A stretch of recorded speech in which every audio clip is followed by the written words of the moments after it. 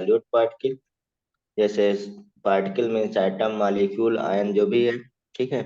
अब अगर देखा जाए इस नेचर का कौन कौन सा यहाँ पे प्रॉपर्टी है, तो relative lowering of vapour pressure, या कह सकते हैं इसे lowering of vapour pressure.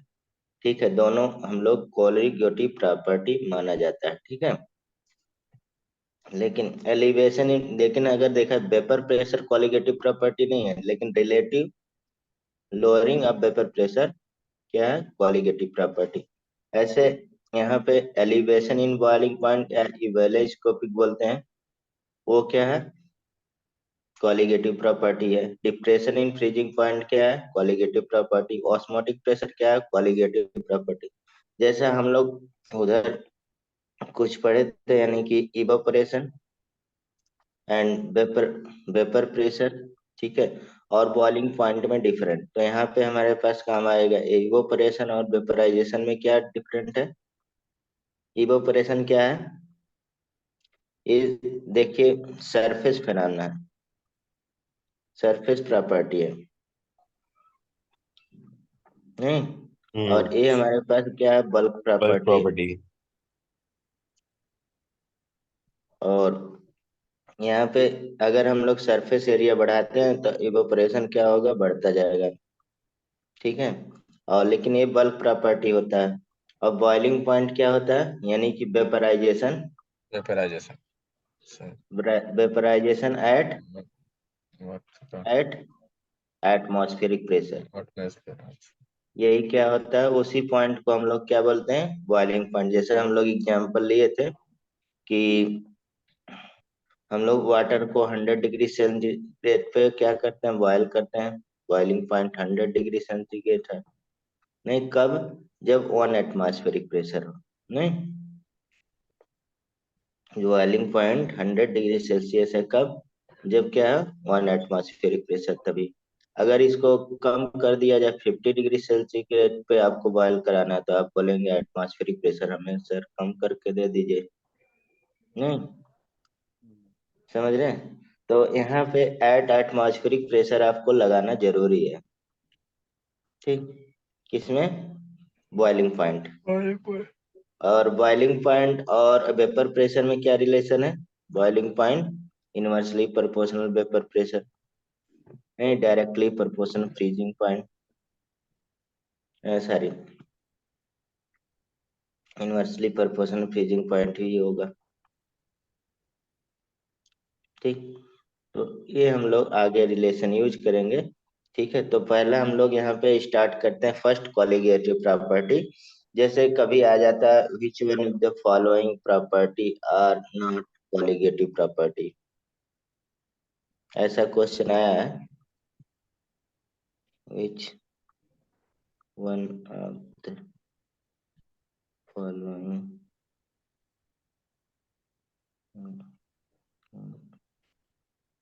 Colligative property nature. तो यहाँ पे ऑप्शन रहेगा, उसी के अकॉर्डिंग हमें यहाँ पे लगाना है। जैसे RL VP हो गया, V ऑस्मोटिक प्रेशर हो गया, C वेपर प्रेशर हो गया, D elevation in boiling point. तो कौन सा आंसर हो जाएगा, कौन कोलिगेटिव प्रॉपर्टी नहीं है, वेपर जल्दी प्रेशर। बताइए। वेपर प्रेशर, क्योंकि हमने अभी आपको बताया था यहाँ पे हमेशा ऑप्शन ऐसे ही रहता है, ये 4 ऑप्शन रहेंगे, उसमें से एक दूसरा रहेगा। ठीक। यानी कि वेपर प्रेशर का अगर नंबर ऑफ पार्टिकल केवल बढ़ा जाए तो उस पर केवल नहीं डिपेंड करेगा, और चीजों पे फर्क पड़ेगा। ठीक है। तो हम लोग फर्स्ट करते हैं यहाँ पे डिटेल में, पहला कौन सा, relative lowering of vapour pressure, यानी कि लोअरिंग ऑफ वेपर प्रेशर।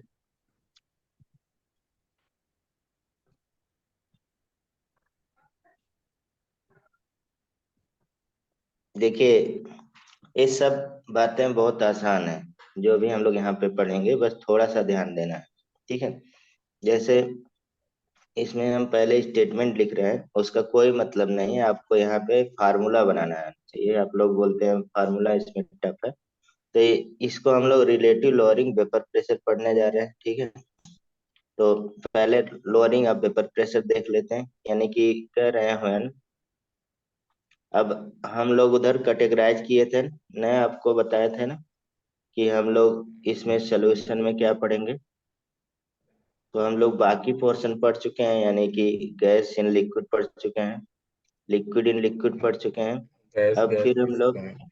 हाँ, यानी कि सॉलिड इन लिक्विड, यानी कि वोलेटाइल सॉलिड इन लिक्विड।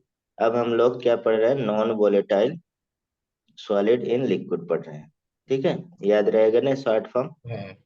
ये हम हाँ। लोग जो यहाँ पे है, सारा नॉन वोलेटाइल की बात है, नॉन वोलेटाइल सॉलिड होना चाहिए। तो वही यहाँ पे हम स्टेटमेंट लिख रहे हैं, when a non volatile solute, tile solute, solute मतलब सॉलिड रह सकते हैं, नॉन वोलेटाइल सॉलिड कह सकते हैं, ठीक है। Is added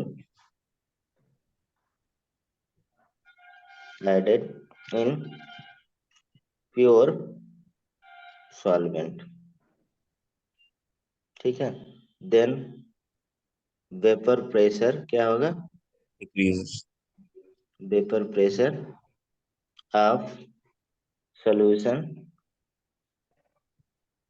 decreases due to due to decrease in mole fraction volatile solve. of solvent। Volatile लिख सकते हैं, वैसे लिक्विड है यहाँ पे तो वोलेटाइल हो गया नहीं, अच्छा। सॉल्वेंट। हाँ बोलिए। नहीं कुछ नहीं सर, बस।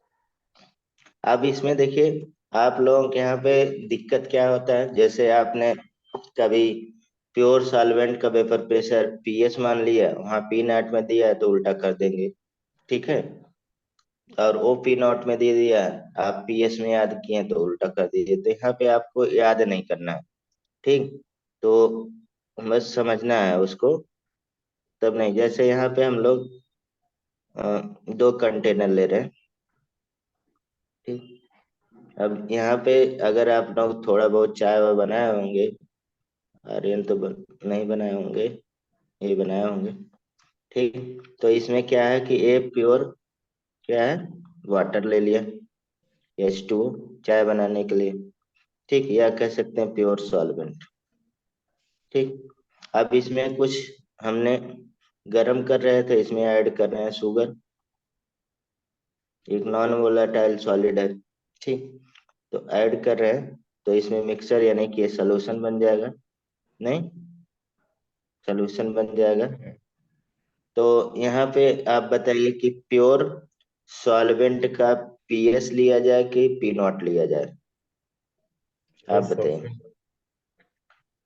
वेपर प्रेशर क्या लिया जाए, partial vapour pressure, PS PS ले, लेंगे, पीएस लेंगे।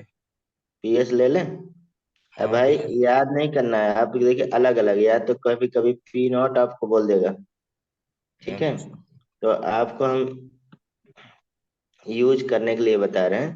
तो यहाँ पे क्या हो जाएगा, पी क्या लीजिए, या तो P1 P2 ले लीजिए, जो भी आपको लेना है, जैसा भी, समझ रहे हैं, उसको अच्छा। ले सकते हैं, समझ रहे हैं। तो इसमें अलग अलग, कभी कभी ए क्वेश्चन में बोल देगा कि ये हमारे पास पीएस है, ठीक है, और दूसरा कह सकते हैं इसको पी नॉट मान लीजिए, जैसे आपकी मर्जी, उल्टा करके।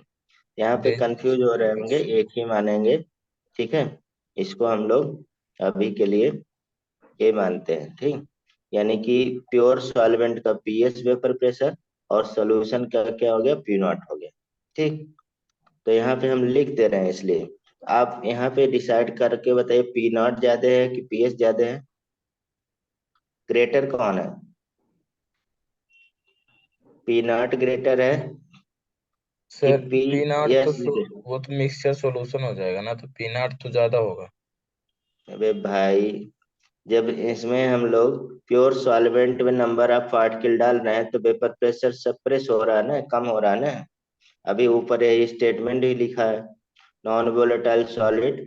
जब आप देखिए चाय बनाते हैं तो उसमें जब वेपर ज्यादा निकलने लगता है तो उस पर क्या डाल देते हैं, कुछ भी फूंक मार देंगे या पार्टिकल कोई भी डाल देंगे, शुगर डाल देंगे, हम्म, चाय पत्ती डाल देंगे तो सप्रेस हो जाता है ना।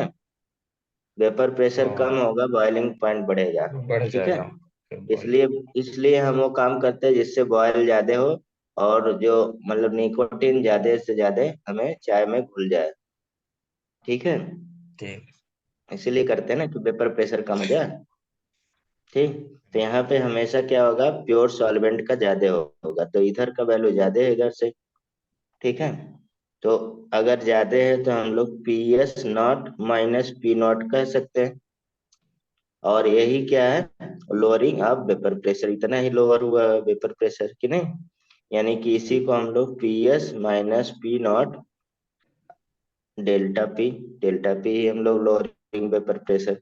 ठीक है, यानी कि यहाँ पे हम देखिए फिर से लिख दे रहे हैं, पी नॉट जो हमने ले लिया ये क्या लिया, vapour pressure of, vapour pressure. आप बताइए पी नॉट क्या लिया है आपने। पीनार तो वो मिक्सचर सॉल्यूशन लिया ना। Vapour pressure of solution, solution. Vapour pressure of solution. और पीएस क्या लिया है, pressure of solvent, solvent. Pure solvent, pure solvent. Pure solvent. ठीक है, तो इसी से अब आगे आते हैं। अब देखिए हमें ये कितना निकल गया, ये रिलेटिव लोअरिंग, रिलेटिव नहीं लोअरिंग वेपर प्रेशर आया। ठीक है, लोअरिंग वेपर प्रेशर। अब हमें निकालना है क्या, relative lowering vapour pressure, relative, relative lowering vapour pressure. ठीक है,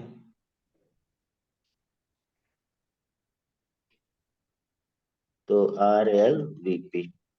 ठीक, तो इसमें क्या हो जाएगा, अब देखिए हम लोग रिलेटिव जब निकालते हैं कभी तो जो चेंज होगा यानी कि लोअरिंग वेपर प्रेशर अपान क्या होगा, इनिशियल, इनिशियल क्या है पी एस है ना, यस। पी एस है ना, तो यही हो जाएगा ना। यानी कि कह सकते हैं इसमें P S minus P not upon P S, यही कह सकते हैं ना, at relative lowering vapour vapour pressure pressure. हो गया। अब देखिए यहाँ पे राउल्ट लॉ इसमें लगेगा नॉन वोलेटाइल सॉलिड के लिए, लगेगा कि नहीं, राउल्ट लॉ। तो Raoult, according to Raoult law, अभी ऊपर हमने स्टेटमेंट लिख दिया है पूरा, अकॉर्डिंग टू राउल्ट लॉ। और ये राउल्ट लॉ किसके लिए है, non volatile non solid in volatile. Volatile liquid, नहीं।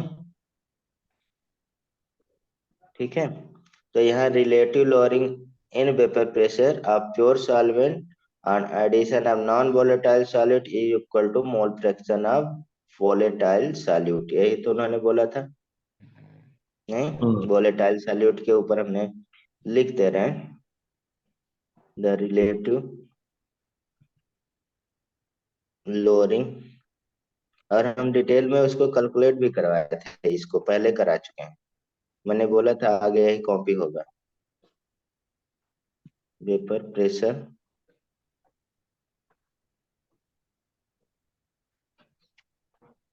Of pure solvent on addition of non-volatile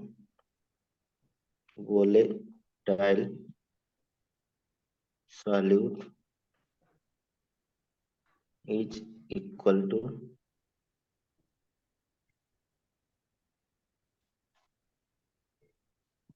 mole fraction of volatile solute,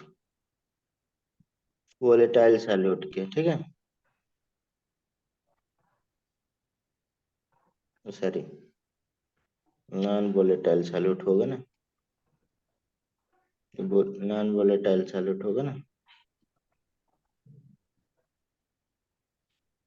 तो यहाँ पे क्या है, यानी कि delta P upon P S equal to N upon N plus N, यानी कि ये प्लस क्या है, N. Mole fraction of solute है, ये इक्वल आप याद करते हैं।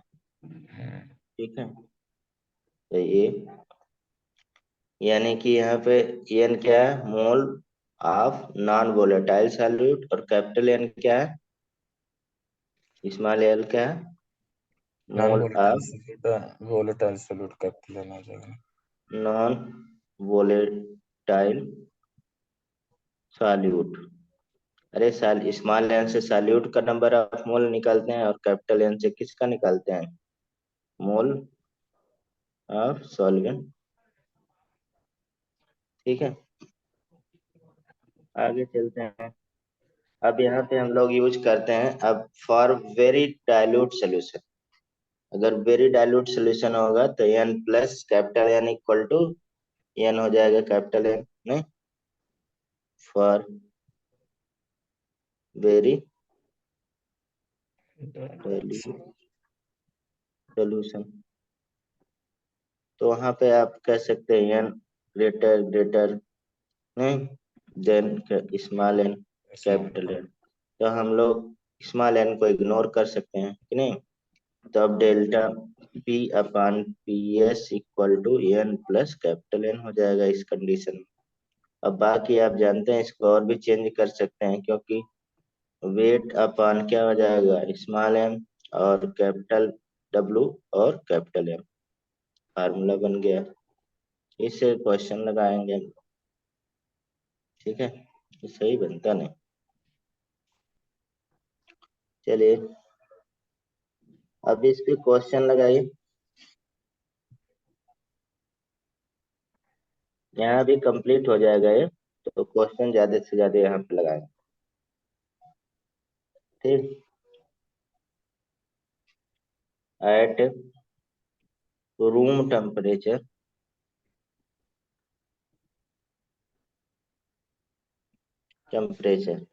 the mole fraction of solute, sorry, mole fraction of solute is 0.25, and vapor pressure of a solvent is कितना हो जाएगा, 0.8 atmospheric pressure. The lowering in vapor pressure is, बताइए, बहुत छोटा सा क्वेश्चन है। कितना आया, अब बोलेंगे सर रुकिए, रुकने वाला क्वेश्चन ही नहीं है। नहीं, रुकने वाला नहीं है सर। हम्म, इधर भी है।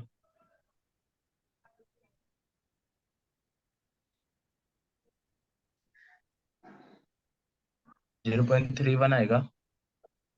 नहीं, 0.2 जीरो आएगा। Point three 0.2। हम्म, आयरन फार्मूले में रख देना यार। फार्मूले में ही रखा था। हम्म, 55 अपन वो होगा ना, 1.05। अरे भाई, ये फार्मूला हमने delta P upon delta P S equal to mole N fraction of solute, mole fraction of solute दिया, पीएच दिया है प्योर सॉल्वेंट का, तो डेल्टा पी नहीं निकल जाएगा, यानी कि एक्स इंटू पी एस। तो कितना एक्स दिया है, 0.25 इंटू 0.8, जीरो क्या है जीरो इसमें, पॉइंट टू हाँ 0.2। तो यही लगाना है, आंसर आ गया। 0.2 आ रहा है ना हम्म। लगभग, यही तो मतलब लोअरिंग वेपर प्रेशर हुआ ना। ठीक, आगे चलते हैं, दूसरे लगाइए।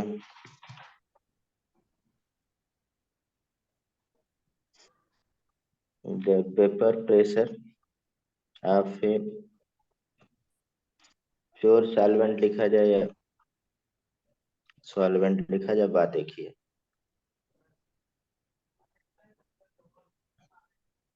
हीट बाई 10 मिलीमीटर ऑफ, ये चीज when a non-volatile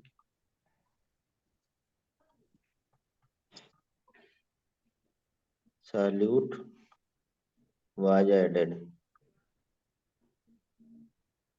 to solvent। अब यहाँ पे द मोल फ्रैक्शन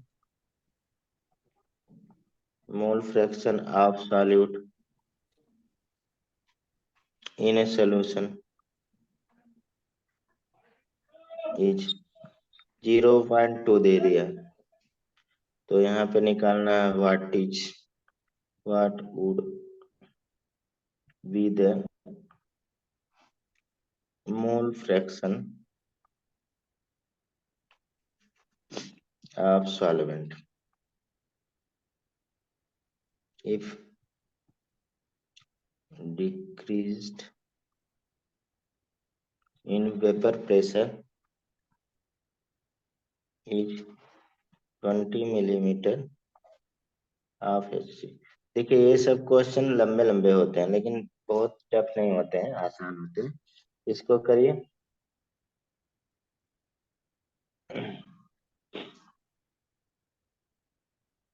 हम लोग फॉर्मूला भी पढ़ चुके हैं, सारा पढ़ चुके हैं।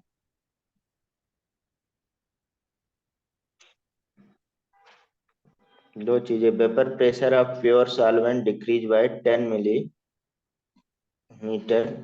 mmHg when non-volatile solute was added solvent, the mole fraction of solute is in solution 0.2 दिया है। What would be mole fraction of solvent?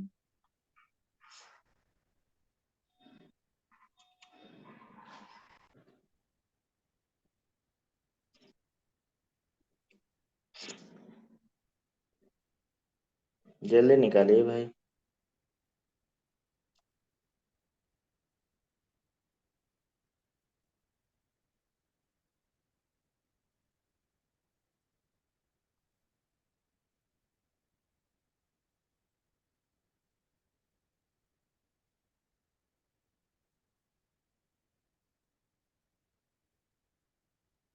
Sir हम्म 0.6 है। लगा तो लिया आपने? कहाँ तक लगाया है? केवल मोल फ्रैक्शन डायरेक्ट तो नहीं निकाल दिए? 0.6 मतलब 0.2 तो दिया है, 10 मिलीमीटर दिया है। मोल करेंगे ना। और एक चीज और, यहाँ पे डिक्रीज वेपर प्रेशर, और एक डिक्रीज वेपर प्रेशर भी निकालना है। 20, 20 का हाँ 10/20 20 कर एम देना। एल। हाँ तो दो चीजें निकालना है इसमें आपको।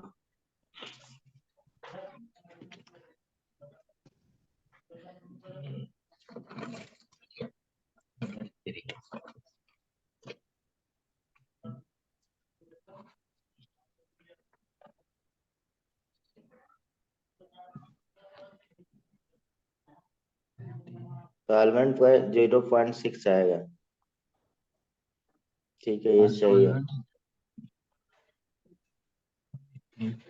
2 आया। हाँ हाँ 0.2 मतलब कि 0.4। 0.4 जल्दी लगाइए यार, आप लोग बहुत टाइम लगाते हैं। एक सॉल्वेंट का वेपर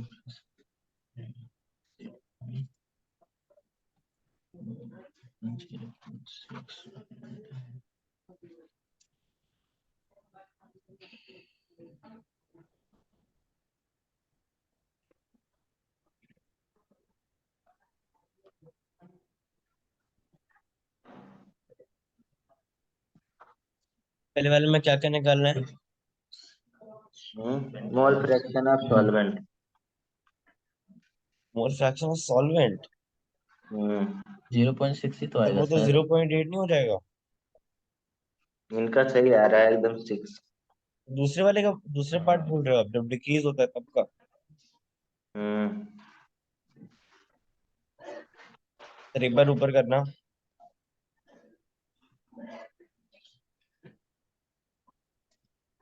अगर सोल्यूट का 0.2 है तो सोल्यूशन सॉल्वेंट का 0.8 ही होगा ना? 1 होता है दोनों मिला के। नहीं, इसमें भाई मिक्स भी तो कर रहे हैं, मिक्स करना। चेंज हो रहा है ना। वो तो आप लॉजिकली बता रहे हैं, लेकिन मोल ऐसा फ्रैक्शन रहता तो 1 तो। ही होगा ना, कुछ भी हो जाए, कैसे भी मोल्स ऐड हो। मोल फ्रैक्शन टोटल 1 ही होगा, लेकिन उसमें चेंजेज हो रहा है ना, उसकी वजह से प्योर सॉल्वेंट डिक्रीजेज बोल रहा है। तो डायरेक्टली तो रिलेशन है ही है ना, डायरेक्ट रिलेशन आता है ना, हम्म उसकी वजह से तो चेंज होगा ना। हम्म। इन्होंने कैसे लगाया, कैसे लगाया आपने? मैंने सर ऐसे कर दिया, मोल 0.2, मोल फ्रैक्शन 20, तो फिर देखिए कैंसिल कैंसिल इसमें अब जो, फिर हाँ मल्टीप्लाई कर दिया ना, हाँ, जो फिर मतलब वो यहाँ माइनस पे कर देखिए, दिया 0.4 से। देखिए ऐसे भी हम डायरेक्ट भी बता दे रहे हैं। जैसे मान लीजिए 10 मिलीलीटर नियम एम अगर दे रहा है 0.2, ठीक है, तो तो 20 mm 20 एच जी मतलब क्या 10/20 कर दिया था। जाएगा? 0.2 10 हो जाएगा, और इंटू क्या हो जाएगा, 20 हो जाएगा, 20 जाएगा ना। तो कितना हो गया, zero point zero four point ये फोर हमारे, अब ये मोल फ्रैक्शन आया है। अब 1 माइनस ऐसे कर भी, दिया था। हाँ, अब 1 माइनस कर दो, आंसर आ जाएगा। ऐसे भी लगाए, ठीक है, चूंकि इसलिए से भी हम लोग लगा सकते हैं, वैसे भी लगा सकते हैं, आप जैसे लगा रहे हैं, ठीक है, फार्मूला बेस्ड भी लगा सकते हैं। ये यहाँ पे आर्यन देखिए मतलब चेंज हो रहा है ना, ये 10 mm Hg दिया है, अब नॉन वोलेटाइल, अब ये 10 mm Hg पे इतना दिया है, और ये 20 mm Hg पे पूछ रहा है, समझ रहे हैं? हम्म। तो इसलिए चेंज हो जा रहा है। समझ में आया कि फिर से पूरा हाँ बताएं? सर पर फॉर्मूला तो ये होता है ना कि vapour pressure of solute divided हाँ, बाय आप फार्मूले पे ही आ जाते हैं, देखिए डेल्टा पी अपान, आप पी एस पढ़े हैं, डायरेक्टली प्रोपोर्शनल क्या है, मोल fraction of fraction solute, solute का। सॉल्यूट, हम्म। सॉल्यूट क्या है। और ये हम लोग अगर कांस्टेंट मान लेते हैं, इसको कांस्टेंट मान सकते हैं ना, तो ये सर यहाँ टोटल पे सेम डेल्टा, रहेगा? डेल्टा पी अच्छा डायरेक्टली हाँ। प्रोपोर्शनल क्या एक्स बी के हो जाएगा यस। ना, यानी कि एक्स बी ने लिखिए, हम लोग सॉल्यूट लिखे हैं, यस लिख देंगे। सॉल्यूट के, यही होगा ना। जब हमारे पास प्रेशर बढ़ रहा है तो ये भी तो बढ़ेगा। हम्म। देखिए यहाँ पे 10 था तो 0.2 था, 20 था तो कितना, 0.4 आ रहा है, 0.4। तो यहाँ से भी आंसर आ जाएगा। लेकिन ये वाला समझ थोड़ा रहे हैं आसान ना, था, ऐसे ही कर दिया था। यहाँ पे सॉल्वेंट, ये हमारे पास सॉल्यूट का, सॉल्वेंट का क्या हो जाएगा, सॉल्वेंट का मोल फ्रैक्शन 1 - 0.4, तो कितना, 0.6 आंसर आ जाएगा। ठीक है, चलिए आगे से ध्यान रखिएगा। ये भी बताइए, ये तो बहुत छोटा क्वेश्चन है। क्वेश्चन हो गया। Hmm relation lowering hmm. of vapor pressure of 1 mole equals। अब इसको लगाइए, पुराने कॉन्सेप्ट पढ़ चुके हैं तो उसको थोड़ा अप्लाई करना आप लोग सीखिए। 1 मोलर इक्वेशन करना है ना। हाँ, 1 मोलर एक एक्वस सोल्यूशन है, कितना आएगा?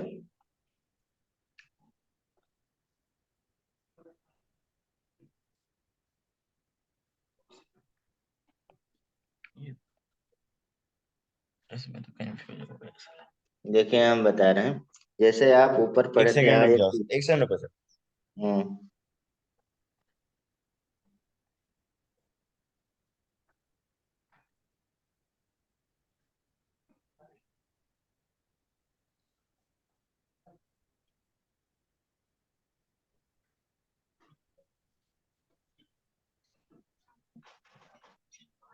तो 0.07 आएगा क्या?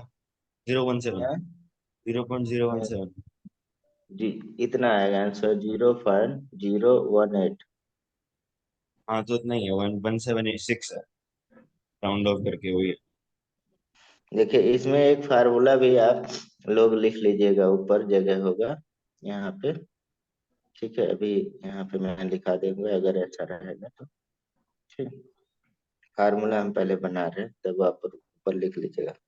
जैसे यहाँ पे बोल रहा है इफ वेट, जो हम लोग वेट कितना होगा, वाटर का जो रहता है कितना रहता है, वन 100, थाउजेंड के जी, 1000। 1000 ग्राम।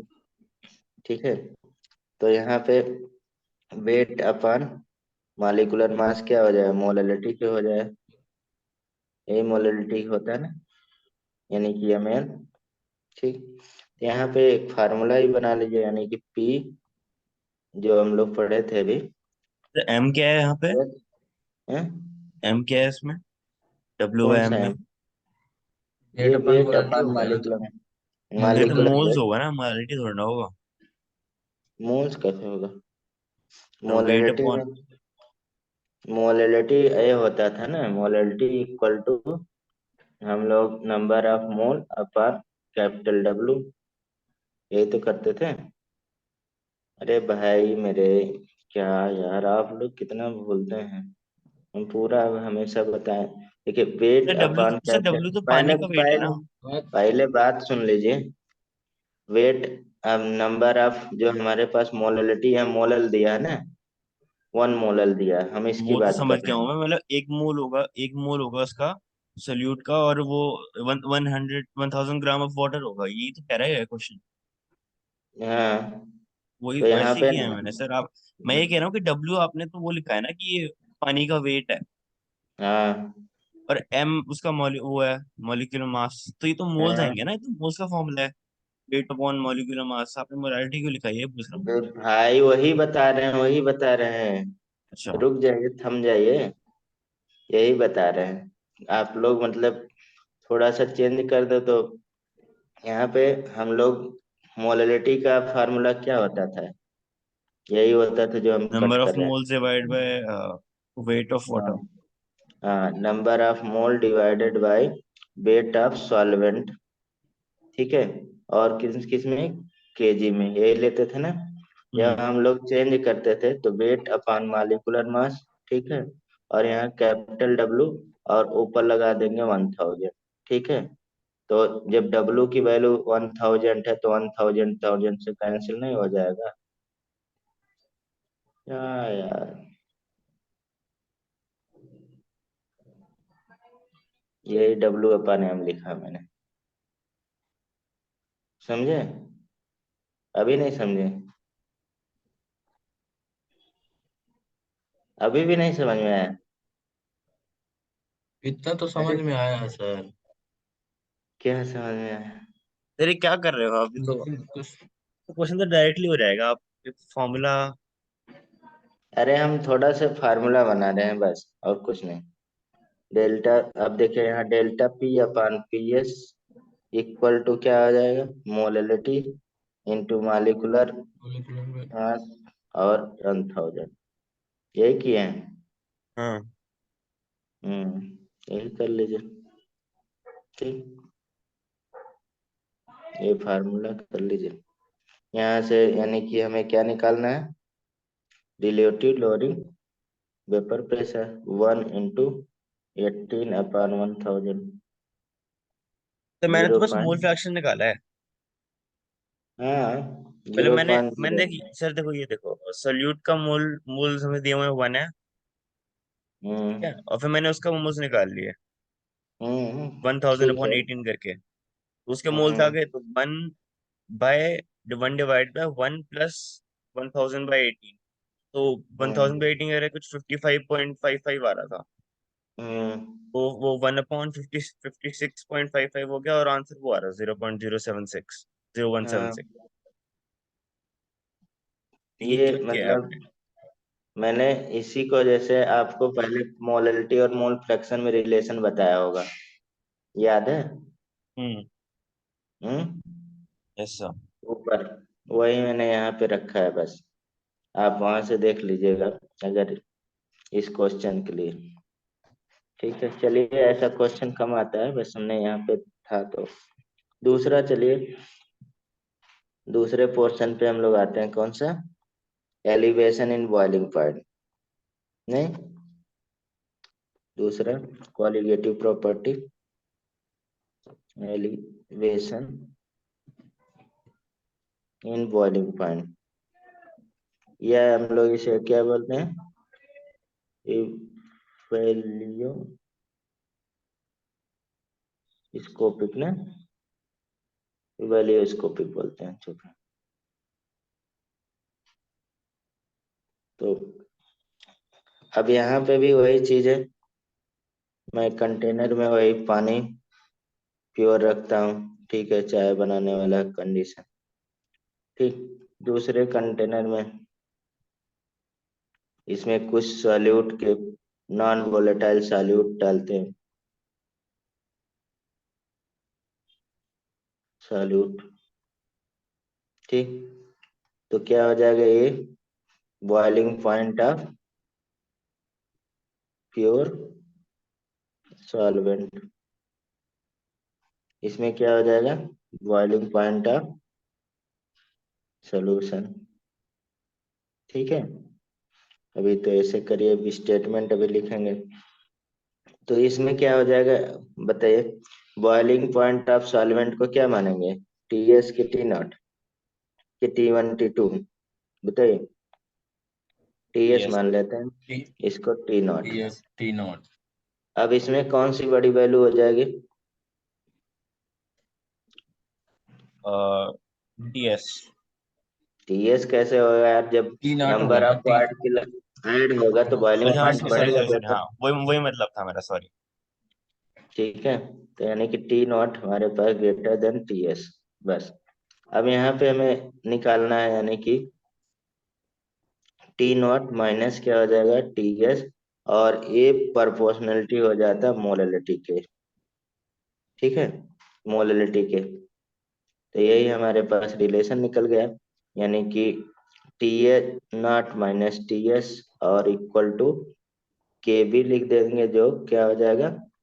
एक तरह से प्रोपोर्शनलिटी कांस्टेंट, या एलिवेशन बॉइलिंग पॉइंट कांस्टेंट, या इवेलोस्कोपिक कांस्टेंट बोल सकते हैं। यहाँ delta T B equal to K B और एम एल यूज करते हैं। ठीक, क्योंकि हम लोग थोड़ा सा स्टेटमेंट भी लिख दे रहे हैं, आप कोई बात नहीं इसका। ठीक, व्हेन ए नॉन वोलेटाइल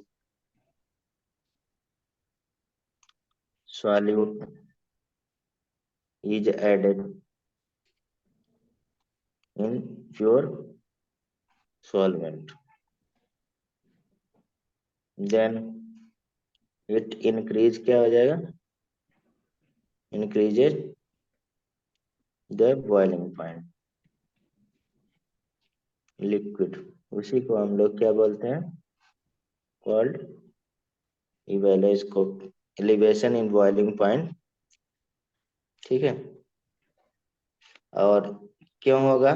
क्योंकि यहाँ पे कह सकते हैं it is due to lowering in vapor pressure। ठीक है, तो यहाँ पे रिलेशन हम लोग बन ही गया है।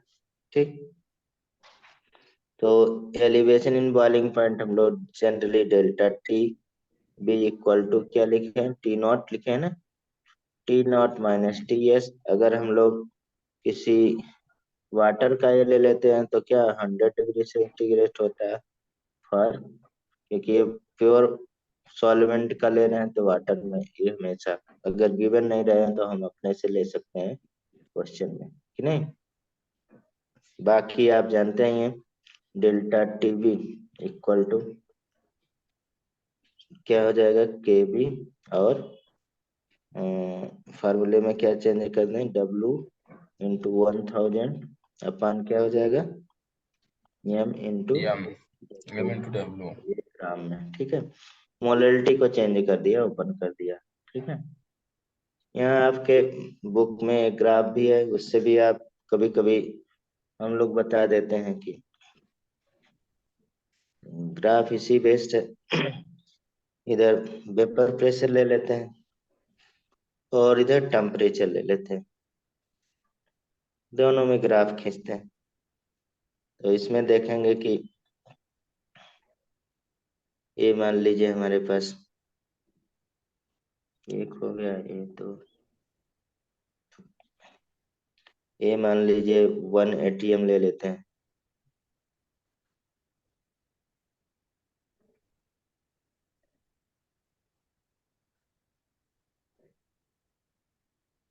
ठीक, तो यहाँ पे क्या हो जाएगा, ये ड्रा करते हैं नीचे, एक यहाँ पॉइंट मिलेगा, एक पॉइंट यहाँ। तो चल, ये क्या हो जाएगा, TS हो जाएगा और ये T0, और ये वैल्यू क्या हो जाएगा, डेल्टा TB। तो यही रिलेशन है, ठीक है। राउल्ट लॉ में यही कह सकते हैं, मतलब F फॉर राउल्ट लॉ जो आया है राउल्ट लॉ के अकॉर्डिंग आया है। ऊपर ही लिख दिया, यानी कि delta TB directly proportional molality of solution. वही हमने फार्मूला ही निकाला है, ठीक है। थोड़ा तो यही फार्मूला आ गया, डेल्टा TB KB, बार बार वही लिख रहे हैं 1000, ठीक। तो इससे क्वेश्चन लगाइएगा। इसको हम लोग या तो KB को क्या बोलते हैं, लल एलिवेशन कांस्टेंट भी बोल देते हैं कभी कभी, ये आते हैं वैल्यूस्कोपिक कांस्टेंट, जो भी बोलना, ठीक। तो इससे क्वेश्चन लगाएंगे। इसके बाद पहले पढ़ लेते हैं डिप्रेशन इन फ्रीजिंग पॉइंट,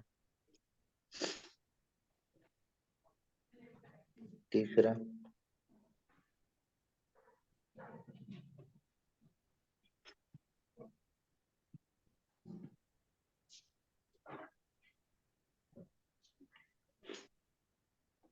इसको क्या बोलते हैं दूसरे नाम, डिप्रेशन इन फ्रीजिंग पॉइंट को हाँ,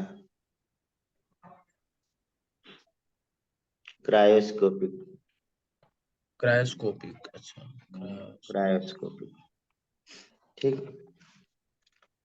और इसमें क्या हो जाएगा, अगर देखा जाए इन लिक्विड सॉलिड इक्विलिब्रियम की बात करें,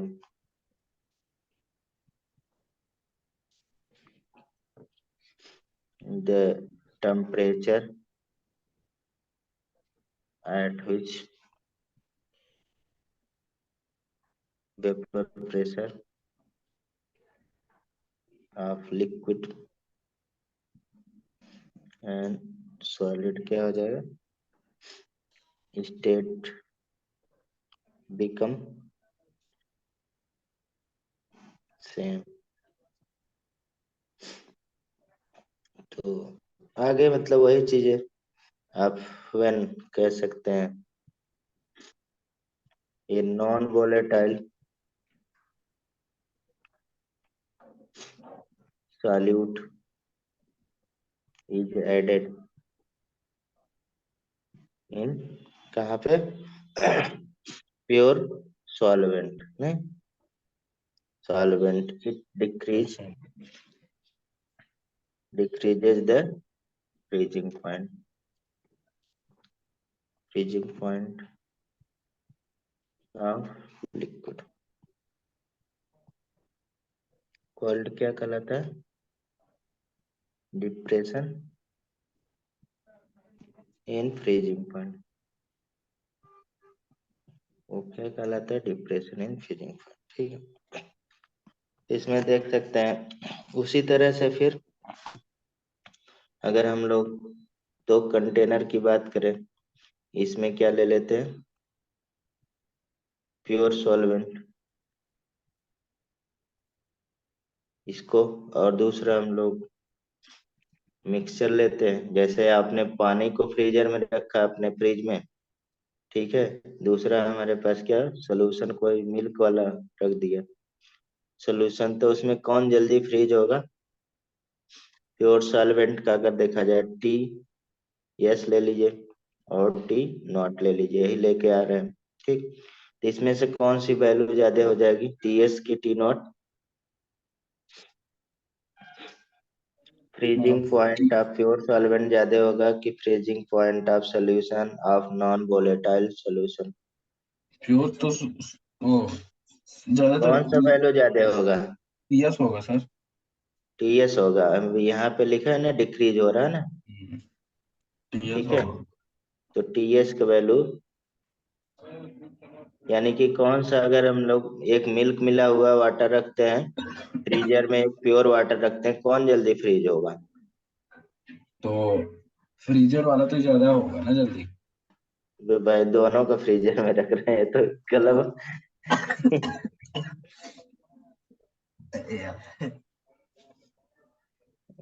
आर्यन, यस सर।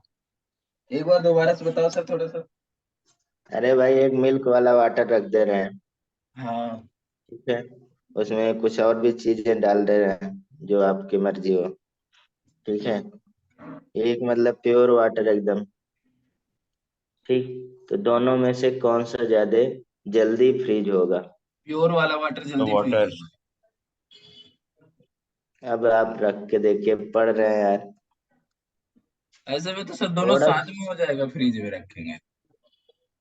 अरे साथ में होता तो ये कॉन्सेप्ट क्यों बनता है यार?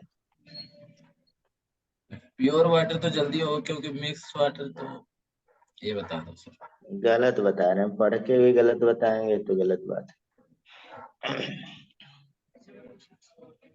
फ्रीजिंग पॉइंट कम हो जा रहा है ना, लोअरिंग ऑफ फ्रीजिंग पॉइंट। जब लोअर हो जाएगा फ्रीजिंग पॉइंट तो जल्दी होगा ना फ्रीज। क्या यार, रहने दीजिए, मैं नहीं बताने। अरे सर। अबे भाई जब लोअर हो जा रहा है तो क्या होगा, जल्दी फ्रीज होगा ना। हाँ, कम होगा तो जल्दी से। तो कोई पॉइंट कम, अभी हमने बोला ज्यादा बॉइलिंग पॉइंट बढ़ जा रहा है तो बॉयल बाद में हो रहा था ना। हाँ। क्या यार, अब छोटी सी बात। अब यहाँ पे भी delta T F directly proportional molarity of solution होता है, यानी कि डेल्टा टी एफ अगर यूज करेंगे तो हम लोग यहाँ पे प्रोपोर्शनल के एफ और मोलरिटी यूज कर लेंगे। ये फार्मूला हमारे काम का है, ठीक। अब इसमें वही चीज है, के क्या है वगैरह बाकी चीजें वही लिख दें, के एफ। यानी कि ऊपर वाले फार्मूले में क्या था, ऊपर वाले फार्मूले में बताइए, K F into 1000 into W upon ये भी क्या, था सर। अच्छा। M M into into W. Capital W, ठीक है। और ये डेल्टा टी है, ठीक। चलिए, है। और यहाँ पे के एफ क्या हो जाएगा, के एफ मोलर। अभी आप लोग नहीं समझ में आया, कौन जल्दी फ्रीज होगा, फार्मूला भी बन गया तब भी। चलिए, क्रायोस्कोपिक कांस्टेंट,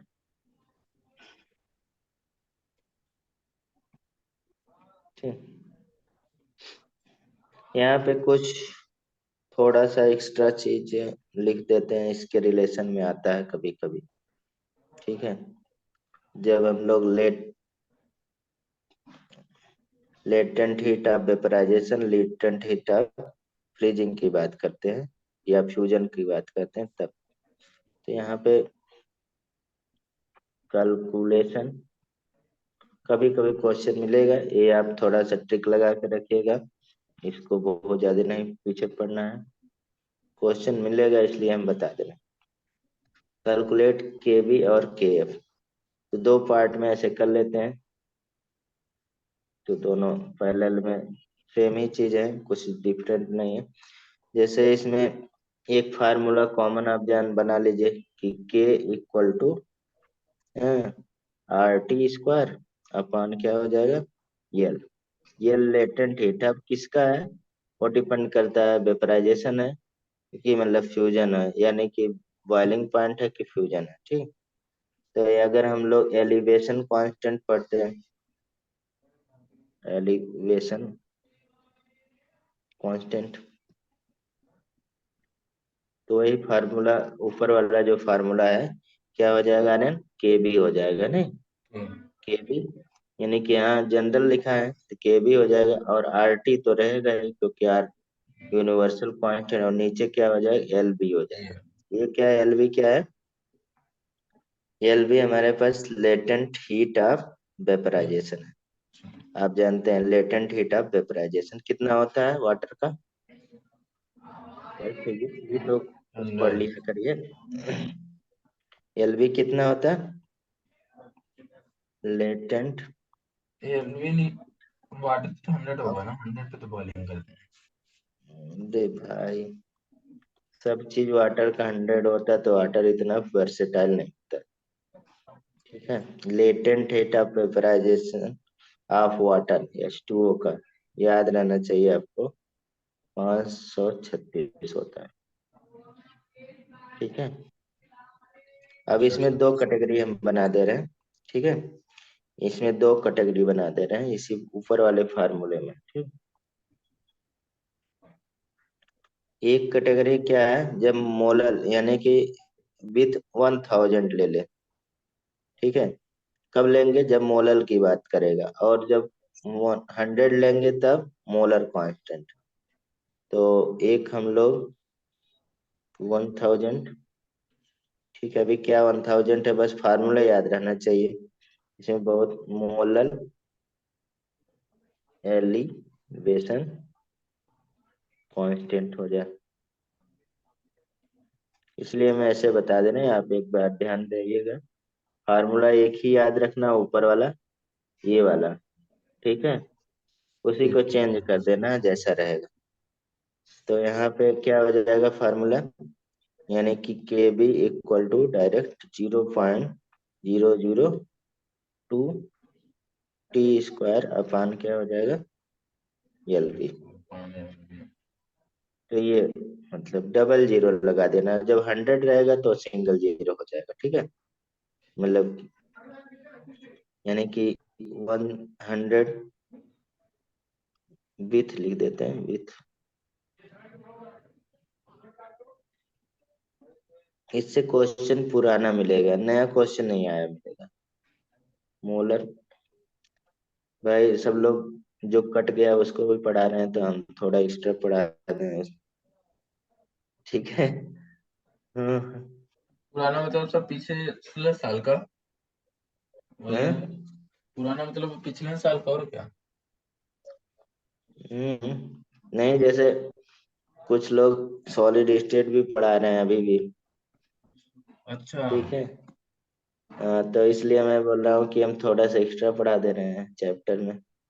ठीक है चलिए, ठीक है। ये तो हमारे पास एलिवेशन का हो गया। ऐसे हम लोग अभी पढ़े डिप्रेशन का, डिप्रेशन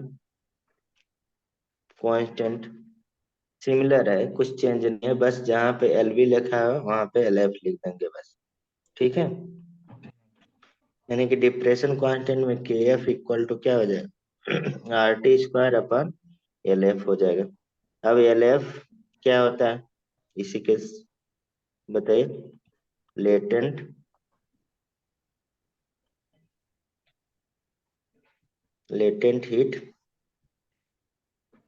ऑफ फ्यूजन कितना होता है वाटर का भैया, हम लोग फिजिक्स में रहता है यार वैल्यू, याद नहीं है पर 80, था कुछ। 80 होता है, याद रहना चाहिए। वाटर में 3 नंबर सब बच्चे याद रख के रहते हैं। 100 हो गया, ये हो गया, 100 तो याद ही रहता है। 536, 80, 100। 100 तो याद ही, सर हाँ, आपने कहा सब अलग अलग होता है। अलग अलग हम नहीं कर रहे हैं, ये पहले से है। पहले से ही है, अब तो इसमें देखिए वही सेम फार्मूला बन जाएगा, ठीक है। क्या बन जाएगा आप बताइए, के एफ इक्वल टू 0.00 और 1 एल टी स्क्वायर अपान क्या हो जाएगा, एल एफ हो जाएगा। एल और यहाँ पे क्या हो जाएगा, K F equal to 0.02 zero zero है ना, टू ये 2 टू है, टी स्क्वायर पर एल एफ। यानी कि 2 टी स्क्वायर अपान क्या हो जाएगा, एल एफ हो जाएगा। बस इतना सा हमें काम है।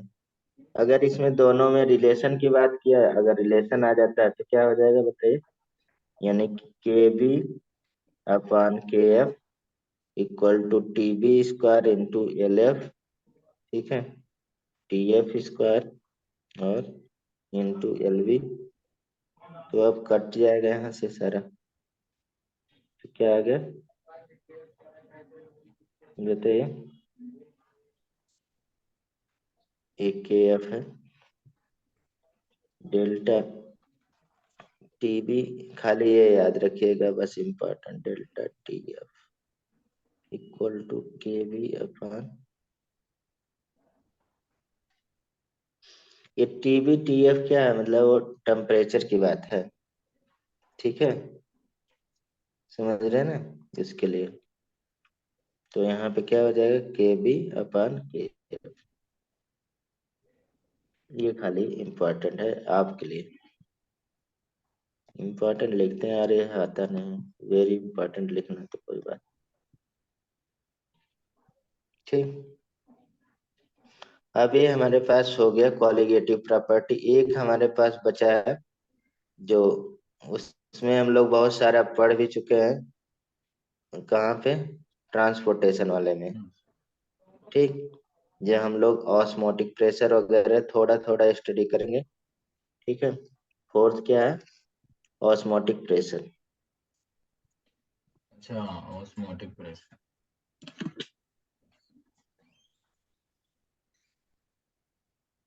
ठीक है। ऑस्मोटिक प्रेशर क्या है, वही चीज है जो हम लोग अब यहाँ पे बेसिकली निकालते हैं, कैसे ऑस्मोसिस वगैरह आप पढ़ चुके हैं, ऑस्मोटिक प्रेशर क्या है ये भी जानते हैं ना, यस सर। कि नहीं जानते। तो हम ज्यादा नहीं बता रहे हैं, बस यहाँ पे जो हमारे में क्वेश्चन मिलेगा उसको केवल बता रहे हैं। यानी कि यहाँ पे सेमी परमेबल मेम्ब्रेन ज्यादातर क्या होता है, आर्टिफिशियल। वहां पे मैंने नाम लिखा था कि सोल्यूशन में बहुत पूछा जाता है, तो कौन सा है, हम्म, बताइए, जी आर्टिफिशियल, सेमी परमेबल मेम्ब्रेन, यानी कि कह सकते हैं it is a physical and chemical membrane. नाम बताइए, वहां पे मैंने लिखा था भाई, which allow to diffuse, semi पर भी कुछ और नाम था क्या सर? नहीं आर्टिफिशियल सेमी परमेबल मेम्ब्रेन कौन होता चॉकलेट। है अरे यार, भाई कुछ तो भी, वही मुंह से क्या निकल गया। ये था? हम्म, नहीं सर। ये इसका नाम क्या है, ये बहुत पूछा गया है प्रीवियस ईयर AIPMT के द्वारा, कॉपर फेरो साइनाइड। कॉपर। अच्छा कॉपर फिर CuFeNCl6। हाँ, और ये मतलब कि इन्होंने थोड़ा सा बताया इसलिए मैं ज्यादा नहीं गुस्सा हुआ, ये चॉकलेट ब्राउन कलर का होता है। सही बता दिया था सर देखा। चॉकलेट ब्राउन कलर का होता है, ठीक है। तो ये याद रखना, ये मतलब पूछा जाता है, फार्मूला भी पूछा गया। तो ऑस्मोसिस वगैरह हम नहीं पढ़ा रहे हैं, आपको पढ़ा चुके हैं, ठीक है। ऑस्मोटिक प्रेशर समझ रहे हैं। यहाँ पे डायरेक्टली हम लोग वन टॉप थ्योरी लगाते हैं यहाँ पे, यानी कि वही चीज है, वन टॉप थ्योरी। जब गैसियस की बात होगा तो हम लोग गैस लॉ लगेगा, ये भी हम लोग पढ़ चुके हैं वहां पे, ठीक है। यानी कि want of theory of dilute solution.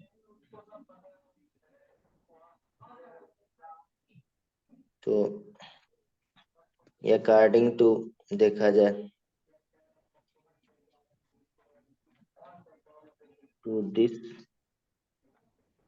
Solute particle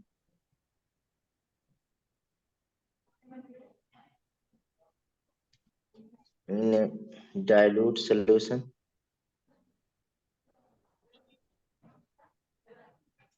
behave like gaseous, यही मतलब behave like gaseous molecule। जब गैसियस मॉलिक्यूल हो जाएगा तो गैस ला क्या होगा, एप्लीकेबल होगा। Present in a closed vessel, तो ऑल द गैसियस ला क्या होगा, और कह सकते हैं क्वाइट एप्लीकेबल।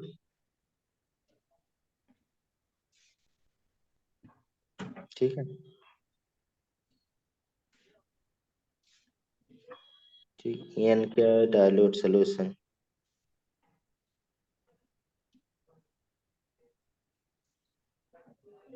डाइल्यूट सोल्यूशन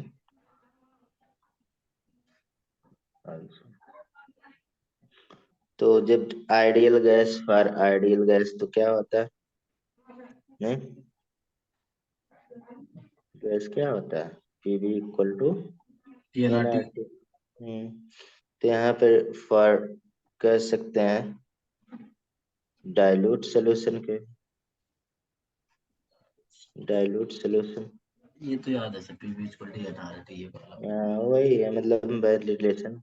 यानी कि इसको पी को ऐसे लिख देते हैं पाई, और बी क्या लिख देते हैं, एन आर टी लिख सकते, कोई एस भी लिख देते हैं यहाँ पे सोल्यूशन का कांस्टेंट, एन मतलब अपॉन बी कि आरटी भी लिख सकते हैं। कोई ऐसा भी लिख देते हैं। ठीक है, एन एस टी, एस क्या है, वही गैस कांस्टेंट है सोल्यूशन के लिए, या सोल्यूशन कांस्टेंट कहते हैं।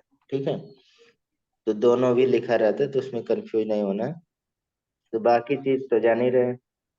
ठीक है, इसमें लिखना नहीं है। ठीक, तो आगे आते हैं, ये कर क्वेश्चन करते हैं। Calculate osmotic pressure of 6% glucose solution at 27 degree Celsius. बताइए जल्दी।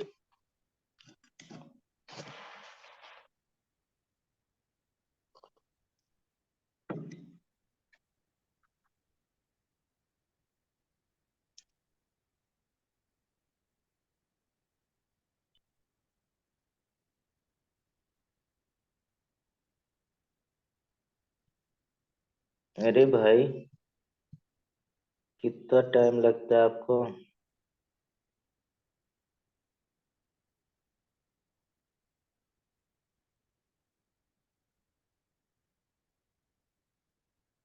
नहीं लगाएंगे तो और हम क्वेश्चन लिख देंगे।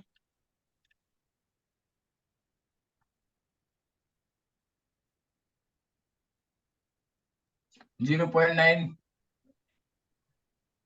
हम्म 0.9। 0.9 नहीं, 8.2 एटमॉस्फेरिक 8.2। टू ऐसे कैसे? 1% यूरिया एट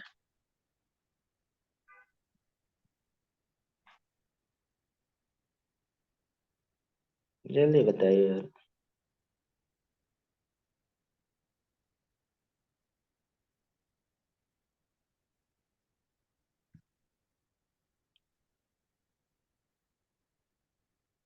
आया? अब तो 40 आने लगा, चल 40 मिनट बोलते हैं। आर्यन, आप तो बोल ही नहीं रहे हैं, आप लगाए ना? एक सेकंड से। लगा ये आए ये। अबे 6% मतलब 6 ग्राम 100 मिलीलीटर में, यही तो हुआ।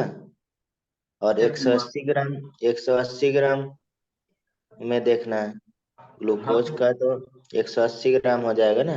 हाँ जैसे वही तो। 6 ग्राम आपने लिया तो ये कितना 100 मिलीलीटर में, ठीक है। या आप फार्मूले यूज करते हैं जो यू, या अब 180 ग्राम में कितना हो जाएगा 100 अपॉन 100 6 इंटू 6। 180, ठीक कितना आया 3 लीटर आ गया।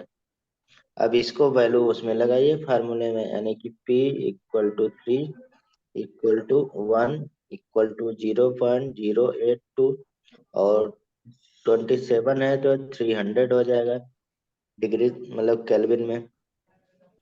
तो यहाँ से आ जाएगा पाई इक्वल टू 8.285। ये तो ये है, ऐसे ही था यार सर, लेकिन ये फार्मूला यहाँ से नहीं किया, ये फार्मूले से गलत है। ये आंसर होगा। दूसरा लगाइए, दूसरा भी ऐसे क्वेश्चन आया हुआ क्वेश्चन है आपका। Calculate osmotic pressure 1% of urea.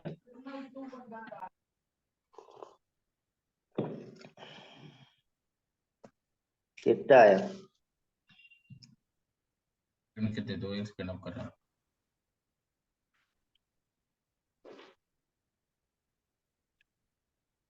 अब यहाँ वॉल्यूम कितना लेंगे? 0.1 लीटर लेंगे। क्यों? जैसे यहाँ पे मीनिंग क्या निकल रहा है कि 1% मास, मतलब मीन्स लिख देते हैं, मीन्स 1 ग्राम नहीं, वही ऊपर जैसे मैंने लिखा 6% था तो 6 ग्राम लिख लिया था ना। ये ये तो समझ ही रहे हैं ना। तो सॉल्यूट, और सॉल्यूट में कितना लिया था इन 100 100 का सीसी मतलब या मिलीलीटर, 100 मिलीलीटर सोल्यूशन। सर इसमें भी 2.4 तो आएगा क्या? 2.4? अंधी मत मारिए, ठीक है। अरे मतलब फोर इसका पॉइंट 4.1 आएगा, तो यहाँ पे 0.1 लीटर कर सकते हैं। 0.1 लीटर करेंगे तो इसका मल्टीप्लाई पाई भी वी तो होगा इक्वल ना। To weight upon molecular mass RT हो जाएगा। अब यहाँ पे लगाएंगे आप पाई, ये निकालना है ऑस्मोटिक प्रेशर, तो 0.1 और 0.1 वेट हो गया। कितना मॉलिक्यूलर मास होता है? 60 होता है यूरिया, 0.082 टू 300। अब इसको सॉल्व करेंगे, ठीक। इसको सॉल्व करेंगे तो पाई इक्वल टू आएगा 4.1 एटमॉस्फेयर, ठीक है। चलिए, आप लोग नहीं लगा पा रहे, पुराना सब गायब, तो हम फिर इसको सिस्टमेटिक कर देना, अभी हमारे पास टाइम बचेगा। एप्लीकेशन करके हम बता दे रहे हैं, अभी बीच का दे देंगे तो और आप गायब हो जाएंगे। ऑस्मोटिक प्रेशर, क्योंकि गैसीय सब हट गया है, तो वहां से क्वेश्चन जो मतलब मॉलिक्यूलर वेट निकालने का वगैरह का आएगा, या वेट निकालने के लिए वो यहाँ से दे सकता है, ठीक है। समझ रहे हैं ना। Yes sir. तो फर्स्ट हम लोग यहाँ पे एप्लीकेशन, इसलिए हमें लाइन बढ़ा रहे हैं। कैलकुलेशन ऑफ मॉलिक्यूलर वेट, मतलब इसका कैलकुलेशन क्या है, एक तो हम लोग मॉलिक्यूलर वेट निकाल सकते हैं, ठीक। यानी कि हमने फार्मूला क्या पढ़ा अभी, pi equal to pi B equal to CST। आप CRT लिख दीजिए, कोई दिक्कत नहीं हमें, ठीक है। तो यहाँ पे आप देख रहे होंगे, अगर बाकी चीजें थोड़ा को रिलेशन किया जाए, पाई डायरेक्टली प्रोपोर्शनल C के, डायरेक्टली प्रोपोर्शनल T के, नहीं इनवर्सली प्रोपोर्शनल मोलर मास के, नहीं आ जाएगा कि नहीं, ये तो जान ही रहे ना, ठीक। अब इसमें ये फार्मूला हम लोग तो पढ़ ही चुके हैं, B equal to W upon M इनको या या इंटू टी। Into T. हाँ, यस लिखिए, आर लिखिए, कोई आपके ऊपर है। यहाँ पे बोल रहा है कि हम लोग मालिकुलर वेट निकाल सकते हैं, नहीं? मालिकुलर वेट या मालिकुलर मास। तो ये क्या हो जाएगा फार्मूला? WST/। अब इसी से लगाइए, इतना लिखने की कोई जरूरत नहीं है, डायरेक्ट हो गया। ठीक है। ठीक है।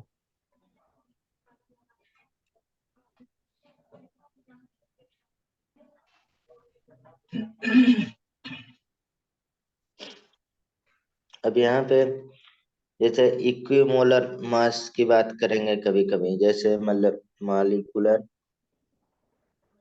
इक्विलर weight of starch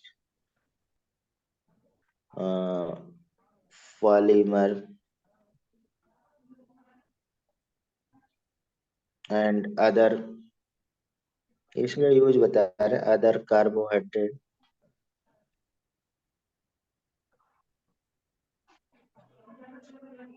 are calculated by osmotic pressure.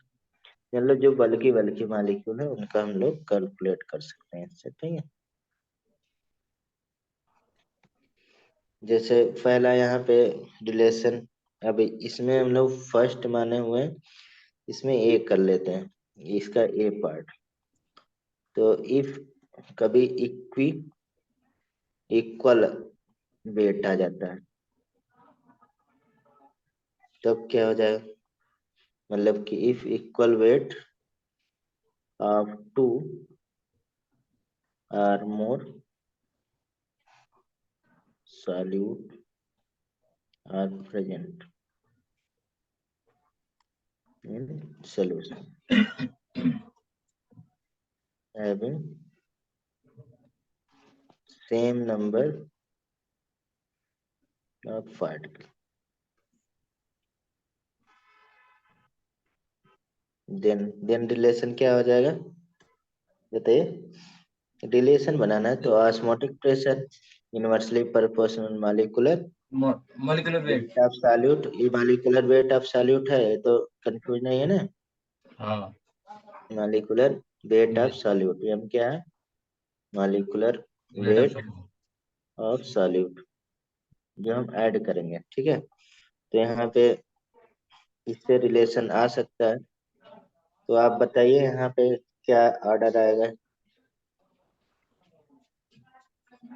Example या क्वेश्चन ही लिख देते हैं, क्वेश्चन पूछा जाता है, आपको 100% मिलता है question. Arrange increasing order of osmotic pressure of following.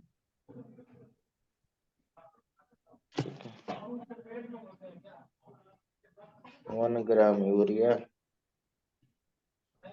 1 gram glucose, 1 gram sugar. तो ये किस इंक्रीजिंग ऑर्डर में लिखना, आप 1 2 करके मान सकते हैं, ज्यादा नहीं लिखना है बार बार, तो जैसा भी कर लीजिए। 1 2 3 बताइए, जल्दी बताइए, आप लोग बहुत टाइम लेते हैं यार। मालिकुलर मास किसका ज्यादा होगा? उसका कम होगा ऑस्मोटिक प्रेशर। तो इससे दिख रहा है सबसे बड़ा मास किसका है? इंक्रीजिंग ऑर्डर मैंने बोला है, तो इंक्रीजिंग ऑर्डर ही बनाना है, नहीं कि डिक्रीजिंग ऑर्डर बता दीजिए। यूरिया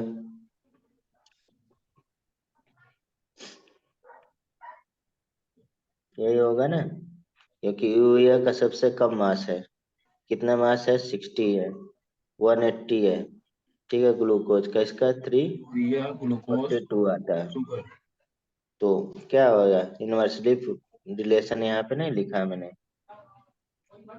पाई यही तो डायरेक्ट करना, प्रोपोर्शनल। यही तो करना है, हम्म, ठीक है। ठीक।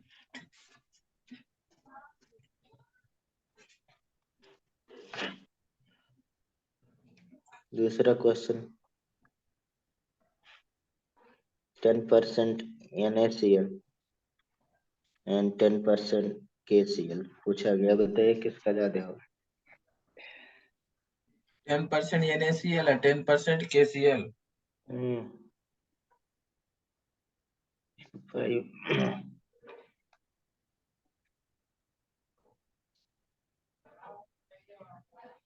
सबसे ज्यादा सर KCl को होगा। देखिए उल्टा कर, क्या यार, अच्छा कम बताओ। मॉलिक्यूलर मास के इनवर्सली प्रोपोर्शनल होता है, परसेंटेज सेम है, ठीक वेट है ठीक सेम है। है।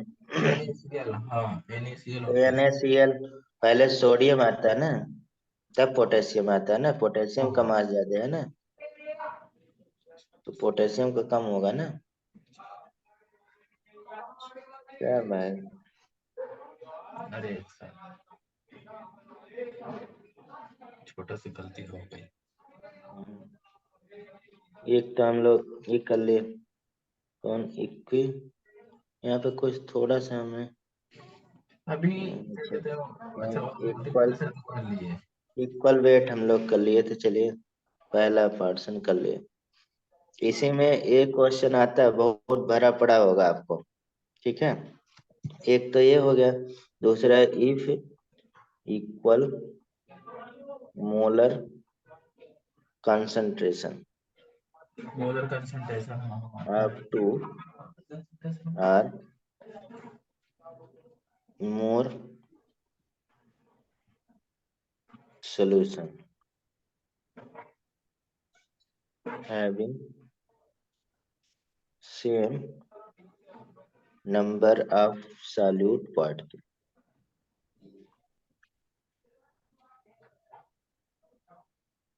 are given, then osmotic pressure of all solution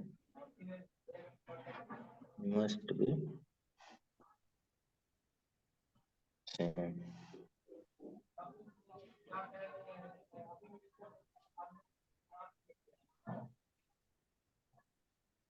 चलो